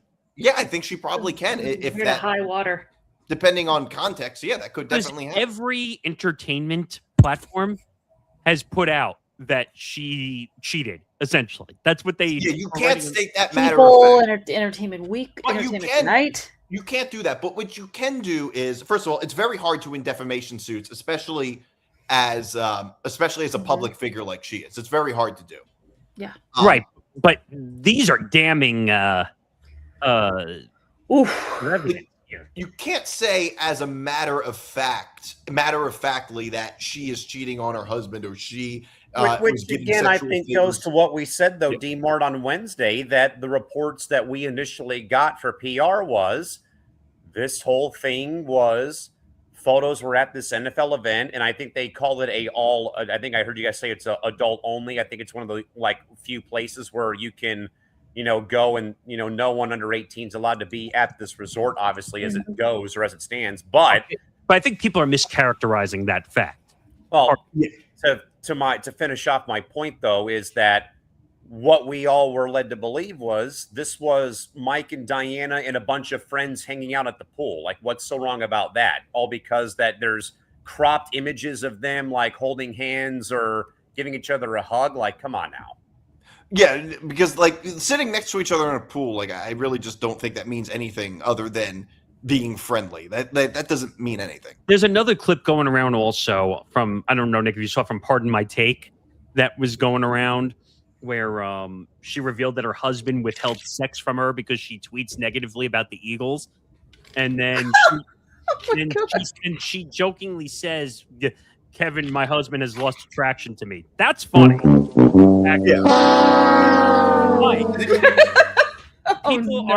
are mischaracterizing that and saying, "Oh, well, the two of them haven't liked each other for years." Oh God! Can anyone have a sense of humor at all? Where's the sense of humor? No, you're fired. Yeah. I mean, the truth is, you could probably do this type of thing with almost anybody. Mm-hmm. But that's the problem. And I'm seeing more of the pictures again of where he's hugging her. How do you know it wasn't just a simple hug? People are misinterpreting a hug as cheating. It's insane. If we all met up in Arizona and we went and we hugged, are people going to take pictures of us in the media and say, "Oh, a cheater"? We're not that popular anyway. No, but I'm just saying, anyone with a camera could take a picture and misinterpret something that we're doing. Somebody at that hotel had a camera and then click, click, click, click. And I mean, is it weird that she's sitting I can't tell if it's in the pool or on the side of the pool and they're in bathing suits? Yeah, that's awkward for sure. But I didn't think anything of that picture, really, at all. No, I'm saying it looks a little strange, but I don't see anything wrong with that picture, to be honest. Same. I don't know. I think people need to learn how journalism ethics works. I took a journalism ethics class when I was in school, and the thing we learned, one of the biggest things I learned in journalism ethics, make sure you have 3 credible sources and make sure they give you the right information before you run with the story. And if you don't have 3 credible sources, don't run with it just for clicks and views. Because that's what a lot of people do today. Yep. And I will tell you right now, this story has gotten more clicks and more views than I've ever seen. Ever. I took a journalism class in college, and that's when I realized I hated journalism. Go ask Tom and Zan. They have journalism master's degrees. It's not a great industry to be in right now currently, but it's artificial intelligence. It's a dying industry pretty much. But the two of them told me that you can't run with a story unless you have legitimate proof that it's real. And right now with this one, there's just way too much speculation. There is. So let me just look at some of if you just look at some of the headlines. It's crazy. All the headlines now are about Diana Rossini being placed on leave. So I mean that's just objectively true. Right. I'm trying to pull it up myself to see what headlines come up. Because depending on what the headlines say, they could be in legal trouble. Right. The page 6 story, which is the one that originally paid for the pictures. Oh, God. Diana Rossini sidelined by New York Times after internal investigation into bombshell Mike Vrabel photos raised additional concerns. Again, what makes them a bombshell? You don't know what's happening based on the pictures. Well, the point is you can't be like, yeah, I mean, that headline would not be a legal issue. No, but you want to know what that's called? That's called sensationalizing. Mm-hmm. Okay, so New England Patriots Mike Vrabel and top New York Times NFL reporter Diana Rossini hold hands and hug at luxury hotel. Okay, and? That's next to E.T. with John Tesh on CBS. Funny. But this is crazy. Like, just some of the headlines are just incredible. Yeah. No, I completely agree. I'm just saying, I don't know. The point I'm making about the whole legal aspect of it and suing somebody for defamation is that it's a very, like, the law is a very specific thing. And, like, sensationalizing headlines with pictures of, you know, whatever happened, that's not defamation. You can't sue somebody for, or at least you can't win. I mean, you can sue them, but you wouldn't win if anyone who said that she's cheating with Mike Vrabel, that's terms of defamation. That was defamation, but like that's not. The question is though, she can sue like Page 6 for saying that, or some major media company. She can't sue. But if somebody on Twitter says that, some random Joe Schmo on Twitter, I don't think you could sue that guy for that. Could she sue whoever took the photos though too for defamation of character? I mean, you could sue them for privacy invasion. I don't think you can sue them for that. It depends if the hotel is considered, what's the word I'm looking for? Private. If it's a private property. I mean, maybe. I mean, I don't know. That's a good question. It's an adults only. Wait a minute. It's an adults only resort, so it could technically have a privacy label on it. Well, it's possible. I guess it depends. Well, yes, I guess you could sue somebody for that, but you can't. Look, I don't know, but you can't sue somebody for defamation. Like, it would be a different thing. It wouldn't be defamation. Like, if I were to take a picture of somebody and like a famous person or whatever on the street, and that particular thing gets them in trouble. That's even if it's out of context. I don't really know if you can get sued. I don't know. Honestly, this is all legalese. I don't know exactly how it works. But to make a claim that they're cheating and they're doing whatever, like, you can't do that. You have no proof.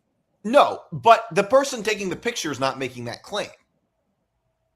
If you're talking about the person taking the picture, it's insinuated. Nick, come on. No, but what I'm saying is that somebody going on Twitter or somebody like if a media company, if somebody who's a member of the media goes on TV or on the radio and says Diana Rossini is getting sexual favors from Mike Vrabel, or giving sexual favors to Mike Vrabel or whatever, like that. Well, yeah, that would be like grounds for defamation. If Page 6 takes a picture, it's like that is a legal gray area.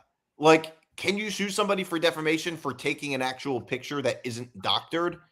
I mean, that is a very much there's a lot of gray area there. Like, it's not as simple as you would win a defamation case for that. Some people are saying the pictures are photoshopped a little bit too. No, if that's the case, that is absolutely defamation. DiMart and I were of that belief last week on Press Row. Was, there were a lot of talk of the photos being, cropped to only show them and not the whole group that they were with. There was also the group won't speak out. The people that apparently were around them are refusing to speak out. Also, so that's another problem in itself, right there. That the group won't even speak out and say, "Hey, this didn't happen." Like, or not the way that you people, not us, but people out there are portraying this to be. Yes, I agree. I would want. I would look. I I'm not saying I like any of this. I don't like the sensationalism. I don't like the whole thing of taking these pictures to make it look like Diana Rossini and Mike Vrabel are, up to no good and all that. I don't like any of that. I'm just analyzing the whole legal situation of it. That's all I'm doing. Craig Carton should go outside more and touch some grass. Craig Carton, well, I can't blame Craig Carton fully. That was the co-host on his podcast. Yeah. That was talking, but it's his show. But that was so ridiculous that he was basically talking in the form of saying that it was true, that they're 50-50 in it. You don't know what percentage, what part they're involved, if they're involved. And I'm not willing to settle any judgment on either side of this problem until the actual facts come out. Yep. Yeah. No, I agree. I'm all for. By the way, did you see the Diana Rossini tweet where she says the NFL informed its teams about when they could expect to see replacement officials and whatever? And you see the comments? When was Oh my that? God. How long ago was that? Imagine. She tweeted this on 3 days ago. So April 9th? April 9th. Oh, I see it. There was a comment. Oh my God. This is funny. What in the name of Refs lining up to be Rossini's next insider. It's a picture I'm seeing that now. Oh, good Jeez. Lord. That's And insanity. again, no proof. None. I'll say this. I think this whole thing will eventually die down. We can only hope. She'll probably be back working at the Athletic, even though Stu Gotts says he's gonna hire her if she gets fired by the Athletic. Did you see the Lebitard show talking about it? Well, apparently he's uncomfortable talking about it. They're friends. Wait, so this I guess can lead us to the bottom of the barrel segment. Okay. Basically, it's what it sounds like, bottom of the barrel. And this, I would say, for me, the bottom of the barrel right now is the Lebitard show. Dan Lebitard and Stu Gotts. It's not because exactly of their position on this issue. That's not the issue. It's more the hypocrisy of it. They won't talk about it? Well, it's more the fact that, like, if this were anybody else other than a friend of their show, they'd be talking about it all the time. Right. Like, they'd be talking about it nonstop. We're talking about Dan Lebitard. Dan Lebitard is the biggest holier-than-thou guy. Wait a minute. Time out before we go down this rabbit hole. Okay? So I totally get why they're not talking about it, because you have to be careful with some of the legalese when it comes to this. But that's not what that's not the point. They're saying that they're not talking about it because Diana Rossini's a friend. And the issue that I have is that they're basically saying we wouldn't be giving this leeway to somebody else. It's only because it's Diana Rossini. And these are Dan Lebitard is so holier than thou with anything that has anything to do with sports media. Wait a minute. Wouldn't you want to protect a friend slightly if they were going through a tough time or a tough situation? Yes, I absolutely would. But the point I'm making is I would also grant that same type of grace to somebody who's not a friend. Like, I want to be fair and honest to anybody. And also, the point is that he's this all holier than thou guy with everything that has to do with sports media. These questionable photos show up with Diana Rossini, and he just says, I'm not even going to remotely talk about this. Well, I do think there's a little bit of hypocrisy there. That's my issue. Like, he talks about how Stephen A. Smith ruined sports media. All Stephen A. Smith is just a commentator. And this is an actual reporter with photos that were legitimately questionable. And he's not even he's almost like pretending that it didn't happen. Like that, I think is hypocritical.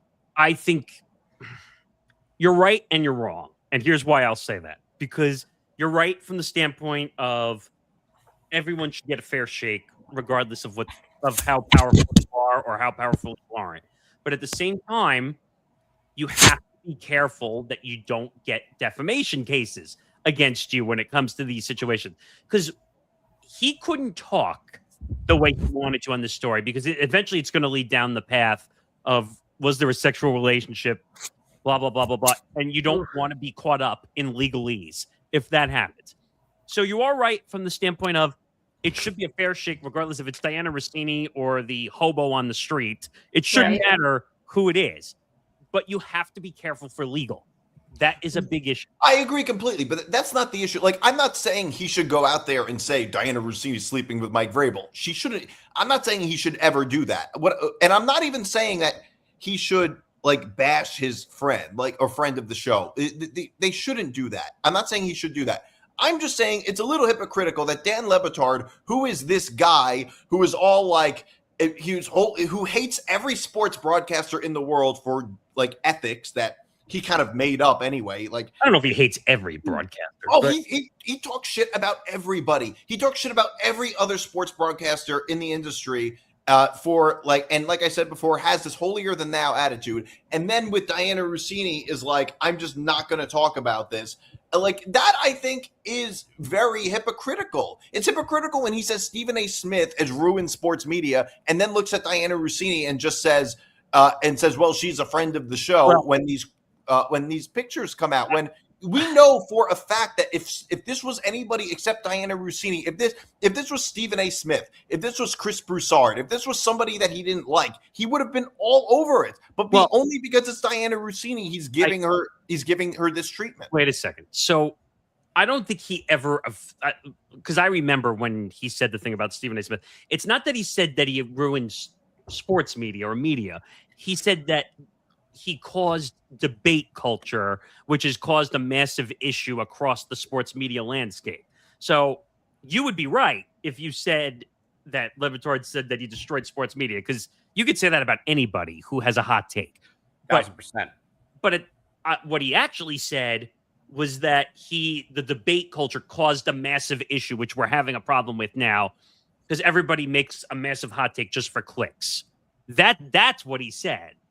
So just from a technicality case, but here's the thing though. He said, he did say something like I think he did say that he ruined sports media, and I think he said actually it wasn't just Stephen A. He said Stephen A. and Skip Bayless destroyed. You can't have one and not have the other.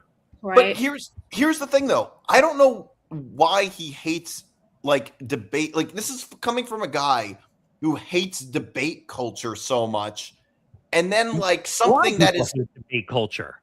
What's that?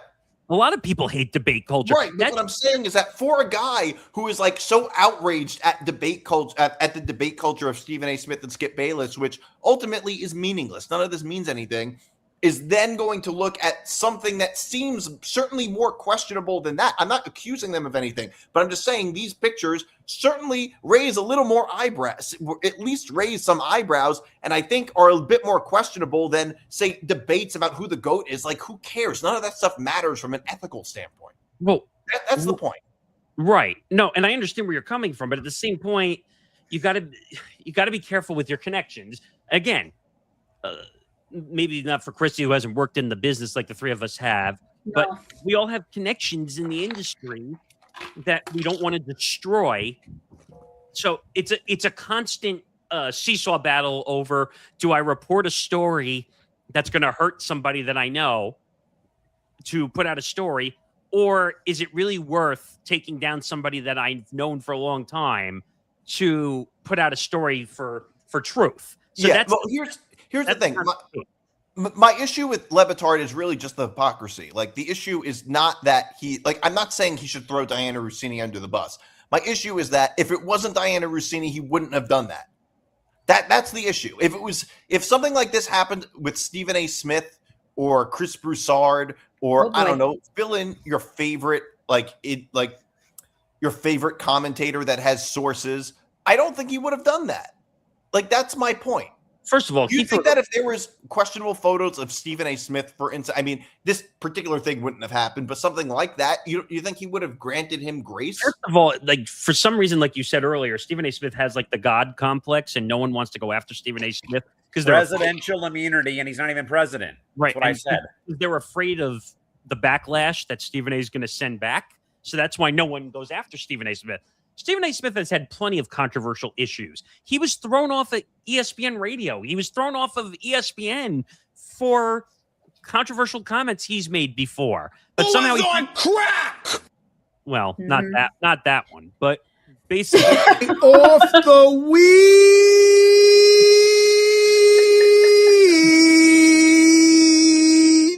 Duh. But he has too much protection. Because do you remember during COVID and during the whole political thing? Remember if someone got too political on ESPN, they would fire them if they did anything. Think about the control that Stephen A. Smith has. He's allowed to do a political talk show on Sirius XM and still be on ESPN. Okay, Well, no one else is allowed to do that. Well, I mean, the point is it's a totally different conversation. Like, I'm just talking about Le Batard. But yes, the difference, I will say it is different, which is that Stephen A. Smith doesn't talk about politics on ESPN's airwaves. Yes, he does. Oh, stop. When does he? I mean, not. He's done it. Did. Well, I'll be fair for a second. He did when everybody else was talking about politics on ESPN's airwaves. Yeah, but no one gets. He doesn't get in trouble for talking about it, though. Everyone else does. But the point is, you're allowed to talk about politics, but you're just not allowed to talk about politics on ESPN airwaves. You know what? I mean, if anything, I would argue. If anything, the only thing that's strange is that he's allowed to have a radio show on Sirius XM. No, those because they're not. It's not. Well, I guess they are technically competing companies, but he's doing one for radio and one for TV. They're different entities. And he's not on ESPN radio. But also, well, he used to be. But ESPN's not going to jeopardize the ratings and the money they're making just to say, "Oh, well, you can't be on Sirius XM." Oh my God! Like they're not going to jeopardize that at all. The amount of money they're making off Stephen A. content is absurd. The amount. Yeah.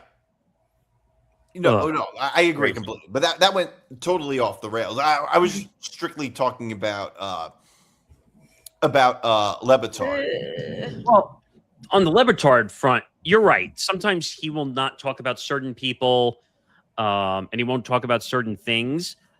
But there is some hypocrisy. But that's always been Le Batard. Like he's off the island somewhere. Always has been. Always will be. He doesn't do the cookie cutter route.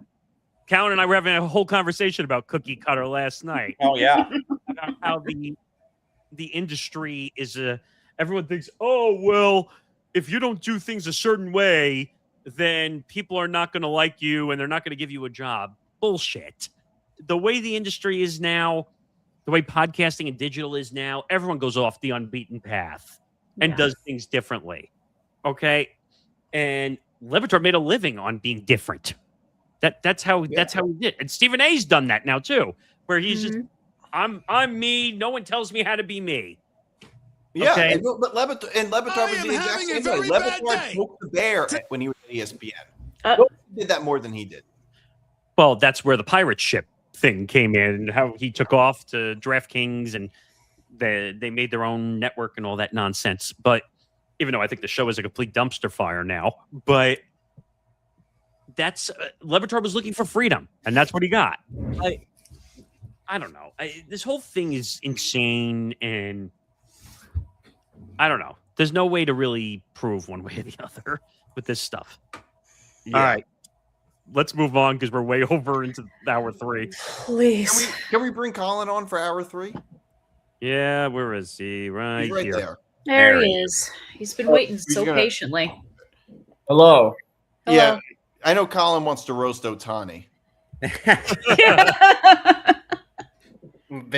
do that, or we can also maybe roast some new Major League Baseball City Connect uniforms as well that just got released over the course of the weekend by 8 new teams. Most importantly, if anyone does, or if anyone has seen the designs, though, but a couple of teams have already broken over $1 million in revenue from the first day of them being released. But Nick Morganson, I wrote this though on a Substack back in October, and this was actually more geared towards the NBA when the NBA began operation for the season. Is that we, in a way, always know that the NBA gives out a new City Edition uniform every single season for every franchise. And now that baseball has tapped into this whole City Connect idea, that now every 3 to 4 years, teams have to come out with brand new designs. Nick Morganson, the question though that I had written though with this with the Substack story, and then with the new designs that just came out about 7 to 8 days ago, if not earlier. Too many jerseys, or is there just not enough creativity from professional sports teams now when it comes to uniform design across the board? See, I'm the wrong person with this because I don't like any City Connect jerseys at all. I wish they would do away with all the jerseys. They don't mean anything to me. I would never buy a City Connect jersey. I would never buy an alternative jersey. It's all a big money grab. Okay, I agree. Do I really need another jersey? Do I really need to get you could buy a City Connect jersey. You could get your name personally engraved on the back of it. And like, no one cares. Like, I'm not a fan of that. It's a big money-making scam for all the leagues. If I sell them... but like City Connect jersey, like that's when you can get like custom-made jerseys, right?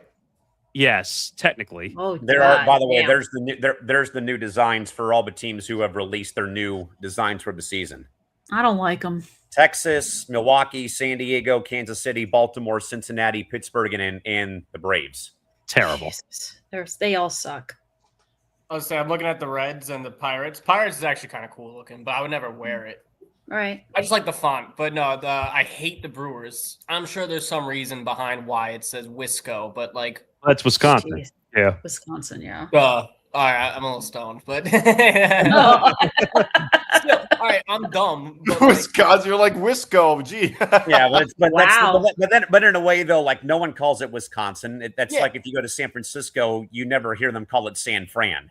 That's just I've not never a thing. heard anyone say Wisco. It Neither sounds have like a shitty Native American tribe. That's all. But I think it sounds. I don't know. I think it sounds like a shitty like cream cheese brand. Yeah, exactly. Ew. Argento. It's like a white trash. It's like a white trash supermarket chain in Oklahoma. We're going to Wisco, guys. That's funny. It's just I think the only designs I really like is the Braves, Atlanta, hometown bias with the Padres. It's probably it. Those three. Yeah. I don't mind the Reds. The only one that stands out because of the blue color. I like the blue color. I kind of like the Reds just because that looks like it could be an actual jersey of theirs. Like they're also wearing red pants with those, by the way. Oh, that's cool. Oh, I hate. I think it's cool. I hate the onesie look. The Texas Rangers, does that say Tejas? Yes. Spanish for Texas? Yes. Yeah. I know the Diamondbacks have a Spanish one too. The Serpentines, yeah. Yeah, but I'm surprised Atlanta didn't try to go the strip club route either. Magic City. Honestly, that would crush if they had Magic City jerseys. Well, they wanted to have a Magic City night at the Atlanta Hawks were supposed the Atlanta Hawks wanted to have by the NBA. Magic City night. That was the joke. That's why I brought it up. Well, maybe the Mets and Yankees could have one, or more accurately, the Jets or Giants could have one. Well, I mean, the Yankees won't ever. The simple fact, by the way, that the Mets use NYC and not Queens on the front of their City Connects was a mistake. Yeah, that's true. I agree. Queens is still a part of New York City. Yeah. Yeah, I guess. I mean, it is objectively. I guess it is. It is. It's one of the 5 boroughs, so I guess. Of course. And they're called the New York Mets. They're not called the Queens Mets. But if the Mets played in Brooklyn, they would have been called the Brooklyn Nets. I've never heard anyone call the Brewers Wisco. No. Yeah, I've never heard them called Wisco. That was weird. Remember when the Brooklyn Nets, they had their Bed-Stuy jerseys? Yes, I do. But like the Nets, they don't play in Bed-Stuy. It would be like if the Knicks had a jersey that said Upper West Side or something. Correct. Like that. By the way, it makes no sense. Yeah, Wisco makes me think of like a bad whiskey brand. Also, Yeah. Oh yeah, or like a moonshine brand, maybe. like a moonshine brand. Yeah, Or maybe like a really old guy's nickname. Yeah, true. Yeah, like what, Oh, World War no. II veteran. Oh God. D-Mart, your thoughts still on City Connect, or not just that, but I think just where uniforms have gone now. Is there not enough creativity, or just oversaturating the jersey and merchandise marketplace? Well, I mean, people like them and they want to buy them. I mean, and jersey, everything goes in that direction. Like, do they not? Like that's like people just like new things and new advanced kinds of things. I think it's kind of cool that people can get like customized jerseys. Like I don't know. I think that's kind of a cool. Of them in my bedroom. Right. I think that's kind of a funny. Like I don't know. I think it's kind of cool. Like it's like I think sometimes like people can get their last names on the back of a jersey. I mean, nobody with my last name plays in professional sports. It's the only way I could get my last name on the back of a jersey. The only famous person with my last name is an actress. Yeah. Like maybe if I can get like a DiMartino Mets jersey or something like that. Yeah, you're probably better than Bo Bichette. Yeah, exactly. So I don't know. That's not the worst thing. Or as Frank the Tank says, Bo Bichette. Bo Bichette. Oh my god. Okay. Yeah, Frank the Tank has some issues. Has some pretty amazing nicknames, iconic nicknames. I can only imagine. Christy, your thoughts on the jersey marketplace across professional sports with these 8 new uniforms from Major League Baseball? I mean, I didn't like any of them except maybe the Atlanta one because of the blue color, and I like blue, but that's about it. I think it's out of control and crazy, to be honest. Yeah, Colin, I think things are getting a little out of control for my own liking, especially when the NBA gives teams like new jerseys like in the middle of the year. Like I don't know if anyone remembers though, but teams who used to make the playoffs a couple years ago got a different uniform that was called the earned jersey category because hey, you made the playoffs, you've earned a new jersey to sell. But Colin, what do you think though? Lack of creativity or just oversaturation? I think oversaturation. Cash grab. I think it's just a money grab. That's all it is. That's all I got. I don't like most of them. So it's like I look like also I hate the Red Sox. So like I look at Boston City Connects and I'm just it looks like vomit. And like I don't. Which ones though? Which ones though? The blue and gold UCLA knockoffs or the green monster inspired ones? Yeah. But here's the thing. People talk about here's the thing though. People talk about it being a money grab. It wouldn't be a money grab if a lot of people didn't like it. Like that's the thing. Otherwise, it wouldn't be a money grab if people weren't willing to buy it. I don't agree with that at all. I think it's weird that people spend lots of money on jerseys and sneakers and all sorts of things. Wait a minute. But you're doing something right if people are buying it. Wait a minute. What do you mean? It wouldn't be a money grab unless people bought it.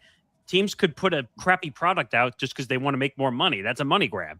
It is. Well, no. If teams put out a crappy, but if nobody buys it, they're not going to make money off of it. No, but the definition of a money grab is someone putting out a product just because they know they can make money off it. It has nothing to do with whether they buy it or don't buy it. But you're not going to make money off of something if people don't buy it. No, but the definition of a money grab is you putting out sometimes a useless item with a brand that, and because it has the brand or something attached to it, it's out there to be bought. It has nothing to do with how much of it is bought. I think all pro sports leagues do this. True, but by that logic, everything's a money grab. Jerseys True. are money grabs too. Yeah. Well, like, would you say like things are like everything? Then what's not a money grab? So I don't know. Like, I was going to say, if you're saying all of that's a money grab, then this isn't new because teams selling being able to buy jerseys is also a money grab. So it's the same thing. It's the same thing. Like, of course it is. It's just a little different, right? But I don't think they have substance. That's what I meant. Yeah. I don't think there's any. That's substance. fair. No, that's you're right. I mean, this is coming from the guy who went to a shooting range in Arizona and shot up his Juan Soto jersey. Yeah, I still have it. Wait, really? Man, you got to put that in a frame, dude. Hold on. Wait, you actually did that? Yeah, here, hold on. I'll put my phone up. I have a picture. It's riddled. I shot it with a 12-gauge shotgun. Holy shit! Oh my god! What? It was a Yankee Soto jersey? Yeah, it was a Yankee Soto. Oh my god! He got traded a week before I went to Phoenix, so I go, all right. I said to my friend who takes me to shooting all the time. He didn't get traded. He signed. He signed. Yeah, He my signed bad. with He in my heart, he broke it. But I texted my buddy. I go, I got a good target for us, and I sent him the shirt. And he doesn't even care for baseball. He went, "Who's that?" And I go, "Doesn't matter." And he went, "Okay." By the way, whoever's clipping this show afterwards, you're welcome. Thank you. Yeah, that's. I posted on my story and tagged him. Pull up. You have the picture on your phone? Yeah, I'll find it. Let me dig. I took a few. I have a video of me too. Oh, gee. No, don't show the video. That would be. We'll get in trouble for that. Yeah. Oh, it's violence. I mean, for the way Colin looks, we're lucky he's not shooting up schools. So I. Yeah, it is something with his name on it, so that might be. That's okay. Right. That's fine. I don't think that matters. Oh my God! Oh my God! Damn, that is riddled with multiple bullet holes in there. Wow. And we go to the desert. We don't. I mean, when I go to Phoenix, we don't go to like the shooting range. Like my buddy's like, we're going out like to the boonies, and we just go to the barren desert. Actually, I have the perfect sound effect that fits this. Shots fired! Shots fired! Yeah, it was a good time. No, I mean, I think though on the whole segment here, that I think we're now reaching a point now where it's a mixture of both. I think it's both oversaturating the market, especially for Major League Baseball, when now teams roll out City Connects 3 to 4, every 3 to 4 years. Some teams have kept their first designs. We saw those 8 new ones though, involving the Braves, Pittsburgh, the Reds, Brewers, the Padres, the Rangers, and the Royals. But I also think though, in a way though too, sometimes you run out of creative runway to come up with something new. Like, just for example, and I'm sure Nick and I will talk about this on Wednesday, but the Padres raked in 1.1 million in City Connect sales on Thursday, per Sports Business Journal, which literally the uniform is a pullover. Like I'm watching the Braves game on NBC right now, and theirs has a cool little nod to TBS back when they were on TBS for all those years. Yes, 6:05 p.m. Eastern. Along with them honoring Hank Aaron in his home run from when he hit home run 715. But with the Padres, though, it's literally like a carbon copy of their original one without the rainbow sorbet ice cream colored pink and gold and the seafoam green. With them going back to the 98 blue and orange era of when they were last in the World Series and the white hat, and them tapping into Dia de los Muertos, a very huge, Day of the Dead holiday, for the San Diego, Tijuana, Baja California, Mexico community that I live in here in Southern California. And everyone, again, over $1 million, but also it's the same word mark. It's the same number style of the previous set. Like there's not really much clear distinction. Not like what the Pirates did with, their whole new look or what the Braves have done. So I think it could be a little bit of both, though, that it's more of a thing involving the simple fact of, hey, we got to do this every few years. You got to start working on, 3.0 and, by the end of the season, you got to worry about that. Then you also have to factor in, though, how creative can you make a City Connect jersey when, sometimes you don't really do things the right way. Like I think the first batch was a dud with like the Giants having the giant G with, a light, coming to look like the fog. And then they tap into like San Francisco music culture with their new one. And the logo looks like a lava lamp design, word mark across the front. And like, the Dodgers, I don't think would ever embrace it. And I'm glad, by the way, that the Yankees won't do it because them, the Cubs, even the Red Sox, St. Louis, who have not really tinkered with the alternate logo space or alternate jersey space in franchise history. It just doesn't feel proper, I'd say, for like the traditional sports fans that all of us in a way are in some capacity, that you see like the Dodgers or the Yankees like not wear white and gray when they're at home or on the road. But I think it's a combination of both, though. But then you have like a successful team, successful launch day, like the Padres, again, $1 million in sales, on day one of it, and who knows what else everyone else did, though. But I know that when the Astros put out the first one of like the whole NASA inspired look, all navy blue, like they saw their sales spike by 300% that day. So like, I think it's a mixture of both, but are you going to be spending, that much money every 3 years to get a new jersey? No. I wouldn't do it. By the way, and I'm seeing a lot of news coming out. Let's hear it, though. Out of the Masters. And Callan, you and I are now going to have to talk about this on Press Row. What do we have? Because CBS completely fucked up the last hole of the Masters. What did they do? The camera angles. The camera angles were all the way off to the side. You can't see where the ball went whatsoever. Oh no! If you go on Twitter, people are complaining like crazy. I think I saw some of those. So in a roundabout way, they basically missed Rory's game, or they missed the game clinching putt. Oh no, that's a nightmare. Why? So just add that to the long list of press road. Yep. Ouch. How's Tiger doing this Masters? He's not there. He's not. I heard there. I heard he had one real long drive. He's in a foreign country somewhere. Yeah, he's in Switzerland rehabbing apparently. Per Yeah, report. he's like, Swiss Alps. Yes. He has no balls left. Nope. Wow. Yeah.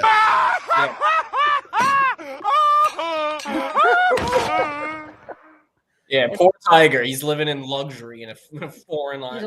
You had a luxurious He's living rehab amongst facility. he's living Switzerland. amongst the Swiss Alps in Zurich, Switzerland, from what I've heard from Probably reports. sipping. Oh, he's never coming Swiss back. chocolate. No, he's not. He's never coming back. You're right. He's never coming back. He's probably like, I like this place better. Well, here's a question: Can he snowboarding. drive in Switzerland? No, not? I hope not. Hire someone. That's the crazy part. Why does he not have a driver at this point? Paranoid.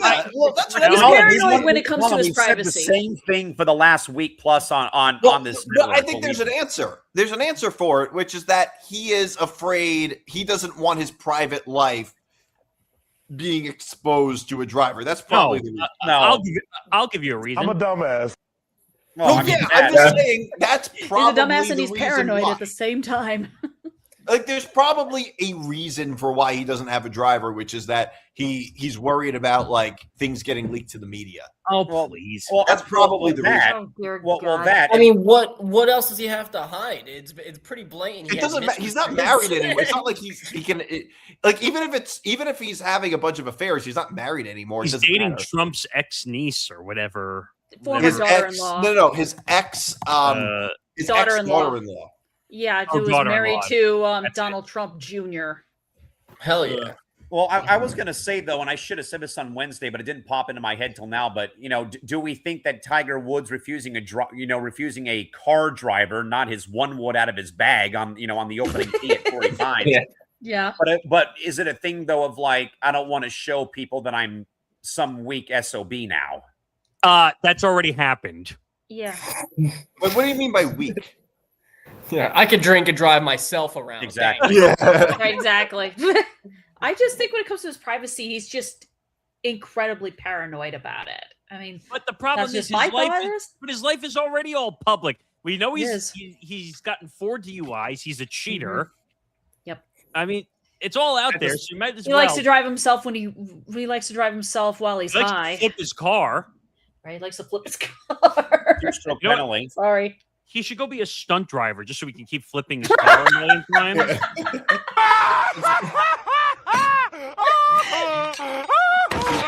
Oh my God. You guys remember Jackass, the first Jackass movie? Yes. Rent A little car bit, yeah. And destroy it and bring it back. That's I'm literally. telling you, he should just be a stunt driver just so we can just roll his car. Just He can make a living. Those cars He can many make a times living as he wants. car. Problem solved. Morgan, should we talk about this one story from FOS about StubHub having to pay that $10 million settlement? Oh, To who? Whom? So there is reports from Front Office Sports that StubHub is now being forced to pay $10 million to settle federal charges that it purposely failed to display all fees prior to checkout for a few days in order to capitalize on the NFL's 2025 scheduling announcement. The charges of the settlement were filed by the FTC on Thursday of last week, with the third-party ticketing marketplace accused of violating the FTC's rule on unfair or deceptive fees, which states that companies must make clear upfront how much consumers will be paying if they buy tickets through their website. The rule was enacted back in January of last year and became effective May 12th, but StubHub determined it could gain an advantage over competitors by delaying its compliance with the new rule in place in order to cash in on the NFL, which unveiled their season schedule on May 14th of last season, according to the complaint, as competing ticketing platforms complied with the rule and began to show customers the fees and full price upright. StubHub continued to display prices without all fees until the consumer had checked out. And I think, though, Morgan, that this is part of a small market episode I'm working on, I think, later in the year regarding my own experience recently buying concert tickets for a show in August via TickPick or via SeatGeek, and that I spent less money getting it then before the actual public on sale date by about $20. Well, there you get ticket Even companies. even then though, TickPick and SeatGeek gave me the price date right there without adding it on at checkout, as StubHub was guilty of doing so. Yeah, but you have a lot of these companies like where if you have like a MasterCard or something like, and then you get a deal for tickets like early in advance, and sometimes you don't get the fees depending on which card you have. I just happen to have a pre-sale through the band that I'm seeing in August. That's all I had. But shocker, the NFL taking advantage of the NFL to get more money. Big shocker. Yay. You earn more money. I mean, is this a shocker? No. Now, it is kind of a scumbag move to not say what the extra fees are. Now, do you remember, I don't know if everybody remembers the whole Taylor Swift ticket. Yes. Yeah. The Ticketmaster controversy. It happened to Beyonce too in the same year, I think. Like where people were like buying up like groups upon groups. Actually, this is what Craig Carton got arrested for, by the way. Remember, Nick, or no? Yeah, of course. Well, no, he was arrested for well, it was for like wire fraud. It was due to he was running a ticket business, which was legitimate. Actually, it wasn't. The issue was that he took the money from investors and used it to gambled it and used it to play poker or blackjack, whatever it was. Yeah, blackjack. Some sort of card game. Because he claimed to be a blackjack expert. Anyway. Yeah. But this falls under the same situation where people will buy up groups of tickets or whatever. And first of all, that's such a horrible practice. And I think that StubHub now has a rule that you can only buy. I think they capped it at like max of 8 or max of 4 sometimes. But you have to use a different credit card. Yes. Every time now, which is smart because now you don't have these companies that are buying up like thousands of tickets and then selling them for what, like 20 or 30% markup. In a way, it's almost like buying alcohol at a sporting event. It's 2 drinks per ID. Right. Well, that's like at stadiums. All right. What were you going to say? Well, I was going to say that's a lot more precise because unless you use somebody else's ID, there's no way you're getting around it. That's true. You're right. Exactly. I mean, unless you have an identical twin, how are you going to get around? Doppelganger. Doppelganger. A doppelganger. Some double. Is that how it works? It's 2 per ID. Yes. Yeah. That's at all sporting events. Yes. Well, I guess I'm not going to sporting events anytime soon. I'm not going to any Jet games or Met games. I'm going to need a little more than that. But wait a minute. At baseball stadiums, they cut it off after the seventh inning. Right. Anyway. Yeah, they do. So it doesn't really matter. No. You can easily have you can finish 2 drinks before the 7th inning easily. You can finish 2 drinks before the first inning if you really want. I mean, well, now you're talking, Morganson. Maybe CC Sabathia. What about? Do you remember that stupid? I don't know which stadium has it. The 9 innings thing where you get. City Field has it. Oracle Park has it.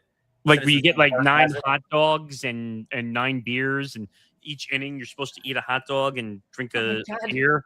And they all look like beer flights now. And I hear like people get massively sick. Yeah, dude. Think about how much you're pissing and throwing up after that game. Pissing, shitting, and throwing up. I first of all, whoever thought that was a good idea, I screw you. Like, whoever came up with that thing. The beers at baseball game, most sporting events, they're equal to 2. So you're drinking 18 beers in 9 innings. Well, no, I don't think it's like actual. I think it's it's like a flight. Like if you go to a bar and you try it out, like you get like a flight of beer. So it's not. It's like 9 flight things. It's like 9 mini hot dogs and 9 mini beers in one box. I'm thinking 9 tall boys. No. Oh, God. That's what my friends try to do. I think even with the 9 flights, you would feel sick after that. With the 9 I would. I definitely would. I'll be all right. I don't have that strong of a stomach. All right, let's move Remember on. when LeBron kept drinking wine before games? Yes. Oh, he's a wine snob. What's wrong with that? I mean, I like wine too, but he's like a wine connoisseur. Well, he's a wealthy guy. Connoisseur. So he's a drunk? Yeah. He's a drunk. DiMart, any thoughts on the ticketing snafu with StubHub? Well, I'm just first hearing about this. So they're paying $10 million to settle it, right? Yes. Yeah.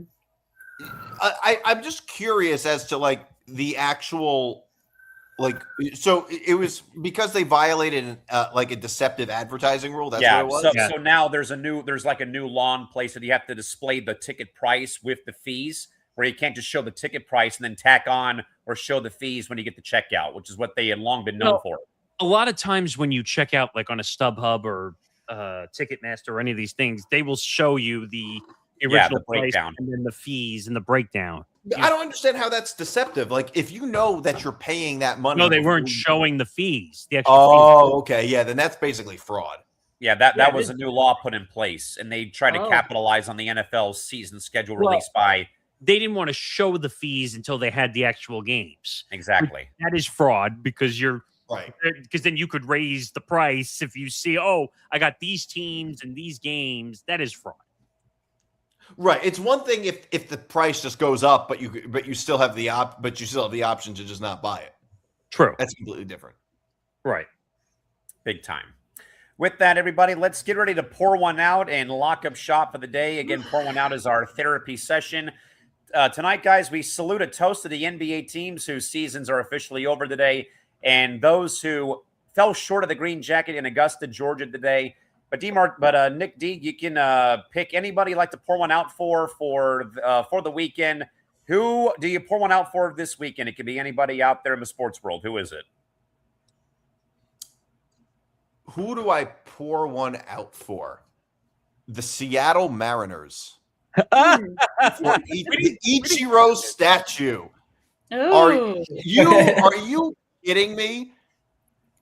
That's for crazy. those of you who don't know. They unveiled the statue of Ichiro, who is the most iconic, the greatest Mariner of all time, arguably. The only Ken Griffey and A-Rod. Ken Griffey, you could say. Those two. Randy Johnson. Edgar Martinez. Maybe the most popular Mariner of all time, whatever. Of course. I would say Ichiro's the most popular Mariner. The bat, as soon as they unveiled the statue, the bat broke. It's not even like it broke in a way like a baseball bat typically breaks. It like broke right above his hand. Yeah, it looked like a flaccid penis. Right. Exactly like that. It was your dick without Blue Chew. Hello. Perfect for that. Because he's a raw pain in the ass. It looked like Eeyore's tail fell off.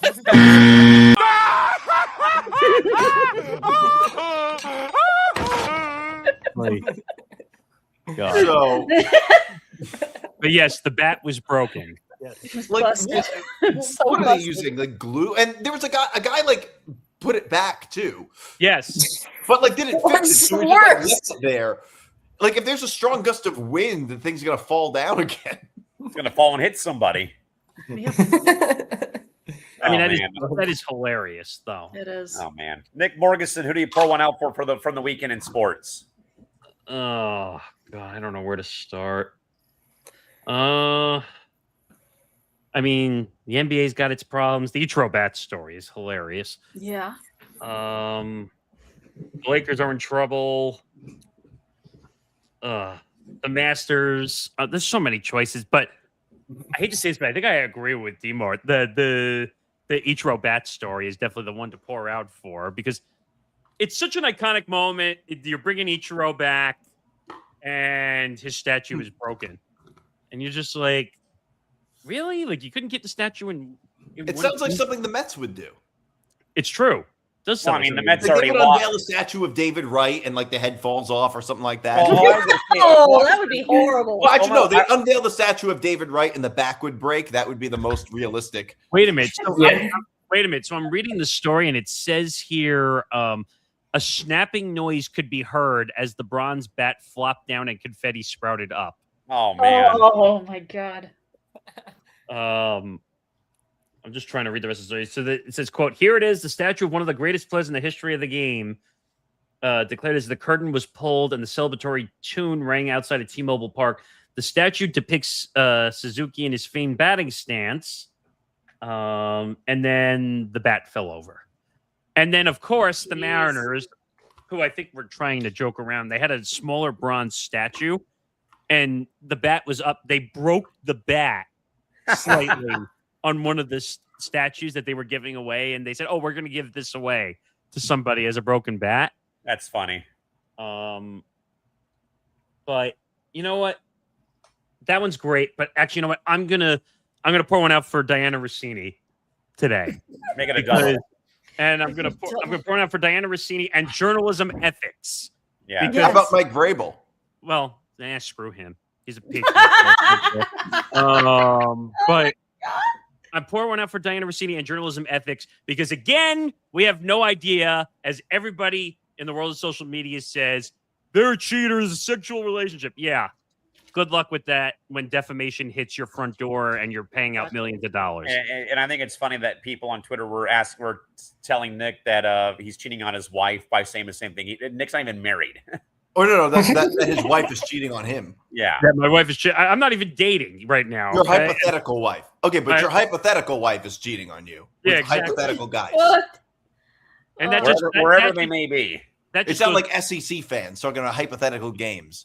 Nick, this is not different than normal. I'm the one who takes all the shots here from everybody on social media. So yeah, you take more shots than I do. Yeah, and I can handle it better than most people can. Yeah, I mean, look, I don't care. I care about getting traction. So whatever. I don't care if you're saying I was going to say though, D-Mart, about the Mets, like with the David Wright statue. I mean, the year was already lost when the guy effed up the national anthem on opening day. That was great. Yeah, that was amazing. Yeah. And the season is over. And it's done. Christy, who do you pour one out for the weekend in sports? I'm gonna pour one out for Scotty Scheffler. He was making a comeback at the Masters, but Rory McIlroy wasn't not going to be denied this time around. Even with trying to give up a 6-shot lead today, Colin, who do you pour one out for in the world of sports this weekend? Was mulling over this while you guys all talked. I think I have to go. So many grievances in the world. Honestly, I think multiple for the Yankees because they're a dumpster fire right now. Per usual, front office knows nothing. But right. Anthony Volpe has just started rehab, so that means they're going to bring him back soon. So pour one out for the rest of the season. Which means he's going to bat 120 and completely. I'm surprised you didn't mention Jazz Chisholm. I like Jazz. I have his. Maybe his shirt will be the next one I shoot if he doesn't stay with the Yankees. Wait a minute. And then show us a picture of the jersey riddled with bullet holes next time. Yeah, you know what? I want a shirt that says "Now time for freeform jazz." That's the shirt I want. I'm bringing this May. I'm bringing my girlfriend to a Yankees Mets because her family is huge Met fans, and I'm a Yankee. Oh. They play each other. Oh, the Subway series, okay. That's a tough relationship right there. That's like Romeo and Juliet. I'm bringing the Soto shirt. Boy. Like I'm wearing the Soto shirt, riddled in bullet holes. Yes.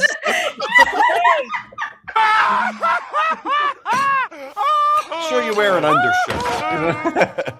Yeah, we'll see how hot it is. I was gonna say, who needs an undershirt? It's gonna be like scorching hot when you wear it when you put it on. Yeah, if it's like 90 degrees out, that's just doing me a favor. 90 degrees, humidity. Air conditioning right there. This makes sense to Yankee fans who keep saying "fuck" Juan Soto at a game. Which I join don't in the understand. chance on that one. Like, dude, he doesn't play for you guys anymore. That's like Michael Kay. Michael Kay went off on the Yankee fans on his radio show. Like, y'all need to get over it. He's not coming back. It's over. Last year, it was just fun to hate because I just love to hate. But like, I'm not actually that. Yeah. I just love to hate. It's fun. Nothing wrong with that. Nah. Oh, brother, this guy stinks. You don't have that intro anymore. Yeah, it's true. It's still fun to use, though. It's still fun to use. I think we should bring him back. Clown show, clown show, clown show. Speaking of New York. There's this. Oh, and there's this one. Make it make sense to me. Make it make sense to me. Oh, God. Yeah. All right. Sorry. 2 minutes to go here. Well, with that, With that, though, I'm going to pour one out for the Detroit Red Wings of the NHL, who now are the owners of the NHL's longest active playoff drought, with the Buffalo Sabres making the postseason for the first time in 14 years. The Red Wings now are on year 10 of being out of the postseason party. They lose to New Jersey last night 5-3, and they are booed off the ice at Little Caesars Arena by their fan base. And Todd McClellan, their head coach, said he agreed that they should have been booed off the ice. Maybe Todd do a better job of coaching your team. How about that? As opposed to what have you. Let's go Jersey. That's what I'm talking about. The Devils are also out, but hey, nothing better than ending the opponent's season too. So there's that. With that, though, in mind, guys, we lock up shop for our first 3-hour marathon. Looking at the clock here, hitting of 5 o'clock in the evening on the West Coast. Realizing on a day like today, though, that even 3 hours isn't enough time to capture the madness. We began our journey at Augusta and watching Rory McIlroy trying his best not to blow a 6-shot lead. And there's no loneliness quite like the back nine on Sunday at the Masters. And tonight, the Green Jacket has a new home, or an old home, with Rory McIlroy winning his second straight Masters championship. But while golf gave us the prestige, the NBA gave us some pure chaos today with the final day of the regular season. And now every playoff matchup is locked in and set in stone, and a handful of teams, the long walk has already begun back to the bus. We also spent a few hours today going through the wreckage of the statue disaster in Seattle with Ichiro Suzuki's broken bat, and Stu Gotts wanting to hire Diana Rossini just in case the Athletic pulls through. A massive reminder that sports isn't just about the box score, but also about the comedy of errors that happens when the cameras are supposed to be turned off. A huge thank you to Nick DiMartino, Nick Morgeson, Christy Wilson, our good man Colin for joining in. We will be back with you folks again next Sunday in our permanent time slot at 5 o'clock Pacific, 8 o'clock Eastern for another full 3-hour get-together on April 19th. By the way, over 430 people watching in here? 441. Holy shit. 441, actually. Right now. Right now at the moment. My number got screwed up when I went out of here. It's whatever. But yeah, that's the most we've had. It's not the most we've had on this show. We've had over 500. We had more last week after Michigan won the Natty. And but we still have a press row probably holds the record with 750 people watching live. Yes. Yeah. So we got goals to reach, but there will be a new member next week. You'll see some announcements. A permanent member on next week's show. So now there'll be 3 permanent members at least on this show. So now we're not running around like sardines trying to find people. My leg. What? Leg. All right, that'll do it for the show. Remember, every Sunday, 8 p.m. to 11 p.m. Eastern time going forward. This was just the anomaly for 1 week. Anomaly. So, now that Nick D has his schedule intact. Yes, exactly. And he can actually sleep like a normal human being again. Well, yes, exactly. Yes. Wait, Nick, you're doing daytime now? Yeah, they moved me. Well, but as of when? Holy shit. Starting this week. I just worked my last overnight. Yes. Now you don't have to feel like the Walking Dead anymore. Now He's no longer a zombie. Now we just got to figure out MTGP. Yeah, that's the only issue. We'll figure it out. Yeah. That's a good problem to have. It's a good problem, isn't it? Okay. We're going to end the show. Have a good night, everybody. We'll see you. Good night, everybody.